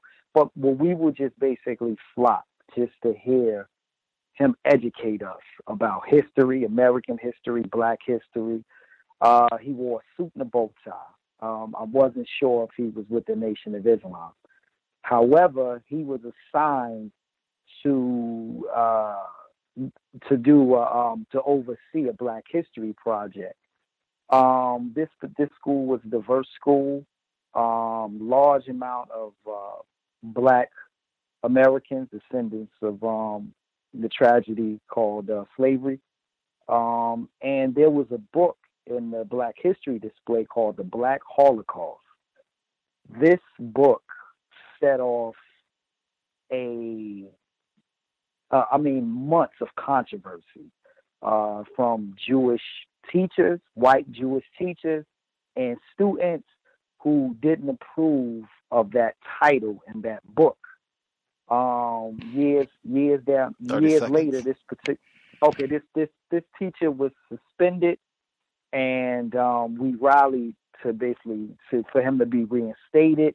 But I say that to say this: that was just an earlier education on racism. I'll mute my line.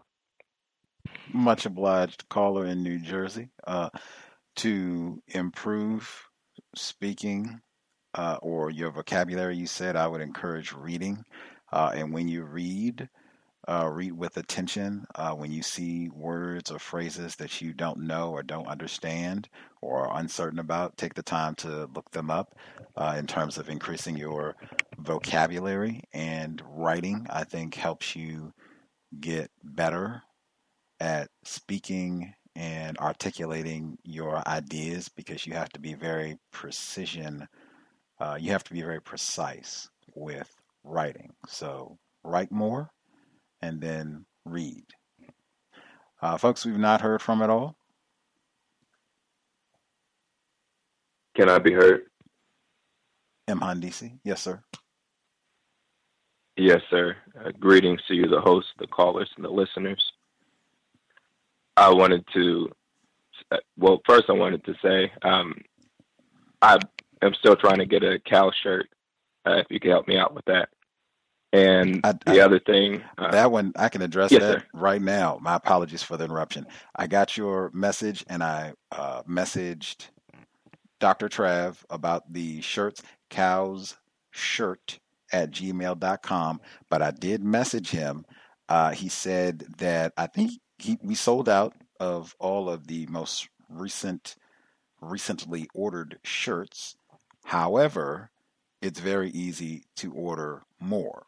So you could email. I think he said he had checked his messages recently, like within the last couple of days, and he did not see a message from you, cowsshirt@gmail.com. I gave him the email, or forwarded the address that you messaged to me and what have you. So I did my part to try to facilitate that. cowsshirt@gmail.com. If you email Dr. Trav, if you think you want a shirt, even after hearing what happened to Gus T this week, you can email Dr. Trav, and he, it seems, would be he would be okay with making a second order for more shirts. Sorry for the interruption, sir. There's no problem. And I do want a shirt. I do think that the black people here may have some of that type of reaction. The other thing is that, interesting. So I went to the bank dealing with politics. I went to the bank, asked them for statements and everything. And so then the manager, for whatever reason, the online banking for my account, it wouldn't show up any of my statements. So the bank wouldn't print out my statements unless I paid a certain amount. But they told me I have to go to the online banking and do that. But the online banking just wouldn't show up. It wouldn't populate. And then even when I went into the bank, it wouldn't show up on the screen. Well, anyway, so the manager speaks to me, and I don't even know how much I should even say, but this guy speaks to me for an hour. It holds me half hour past the time that they close, or it must have even been more than an hour, because it was even more than a half hour from the time they past the time they closed. And he started speaking to me about racism, about genocide, about very straightforward things like, hey, no, we know what's going on. And then, kind of just trying to see about where I am, where my knowledge is. But all I did was, I came in, I smiled. I didn't really, smile like, hey, let's be friends. I, trying to, just get things done. And anyway, it was just really interesting because I didn't say anything about race or anything. I just wanted to get these few printouts. Very interesting. I'm not going to say everything he said. And then the other thing I was going to say, was to answer the two questions I heard. One question was dealing with whether it matters that we are indigenous to America, or whether it matters that we were brought here as slaves, or if that happened, and will that change whether we're being victimized? No, it won't change whether we're being victimized, but the truth does matter. It always matters. And then what matters as far as whether we're indigenous or not, indigenous to America or not. I hear a lot of black people say that white people can have America, and no, they cannot. I'm saying no, they cannot. No Chinese can, and no Arab can, and no anybody else. This is our land. And then the other question was, I forgot it. So, thank you. Had that sound clip on memory and how trauma affects memory. That was in the sound clips that people got to hear tonight. Very important. There was a reason I played that. One question. I don't know if I'm remembering it correctly, if it was whether or not black people being indigenous to this part of the world, what they call North America, if that will stop us from being victimized. If that's the question, I don't think so, unless I've been misinformed. I have no idea how that would stop anyone from being mistreated in 2018. The question about whether some white people are working as hard. Do all white people work hard at practicing racism? Do some work, more diligently at the practice of white supremacy than others?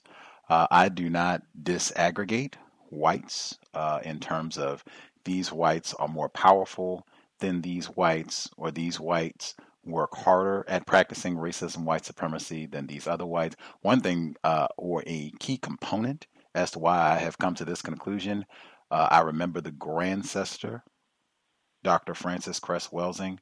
There aren't that many whites in the known universe. That is so important. That is a key aspect of her theory. There aren't that many individuals classified as white in the known universe. They don't have enough people to have lazy whites. That's one. Number two, I am ignorant. I have a very difficult time even ascertaining exactly who is classified as white. As such, I could be confused. I could think that I am talking to someone who is ignorant about the practice of racism, white supremacy, and it turns out that I'm talking to a 5-star general who is extremely informed and ruthless about Jeffrey Dahmer type individual.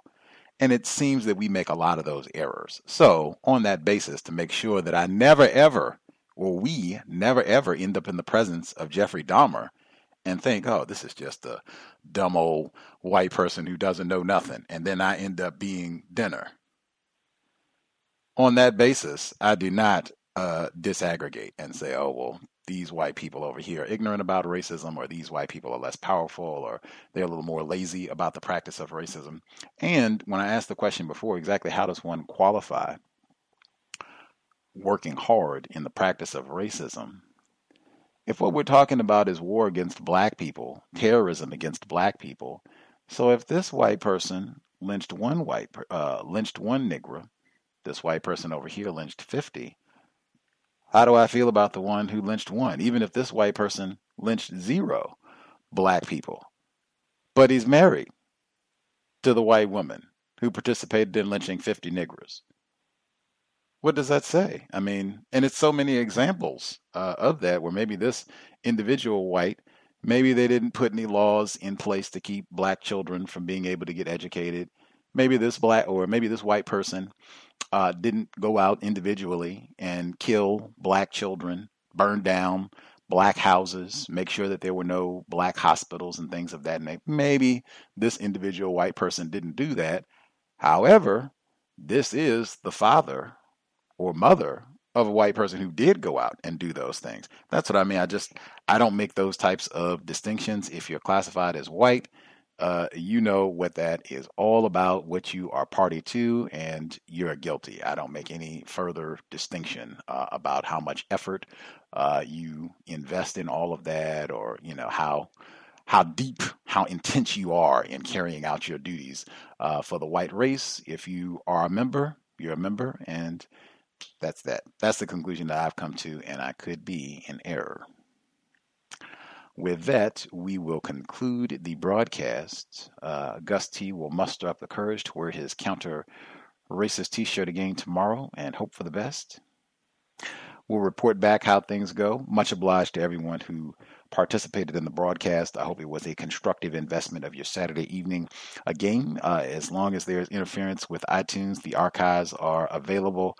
Mr. Fox again at YouTube, phenomenal work. Thank you so much for archiving the content, making it available for other victims of racism. Mr. C.O.W.S has the content at YouTube. It's available at Black Talk Radio Network. It's available at SoundCloud. I will post the links once we are all done. If you have questions or problems, if we have folks willing to volunteer to archive, that would be grand. Drop an email, untiljustice@gmail.com. Questions, gripes, guest suggestions, untiljustice@gmail.com. With that, much obliged for everyone tuning in. I hope it was worthy of your Saturday evening. Again, sobriety would be best under conditions of white terrorism. We heard mention of alcohol in some of the reports that were played. I will say again, terrorism being waged against Black people, we really want to be thinking correctly to make quality decisions. Terrorism being waged against us at all times. Dr. Welsing, I know, would co-sign on that one. In addition, when we are out and about in a vehicle, we want to be sober and buckled up every time. Let's do all that we can to minimize contact with race soldiers, badge or no. That said, Creator, we ask that you help us remain patient with other Black people, victims of white supremacy. We ask that you help us remain patient with ourselves. Remind us to demonstrate the highest levels of Black self-respect at all times, in all places, each and every time we are in contact with another Black person. It has been time. Replace white supremacy with justice immediately. C.O.W.S signing out. Thanks all for tuning in. Nigga, you so brainwashed. I'm a victim, brother. Problem. You're a victim. I'm a victim of 400 years of conditioning. Shut up. The man has programmed my conditioning. Even my conditioning has been conditioned.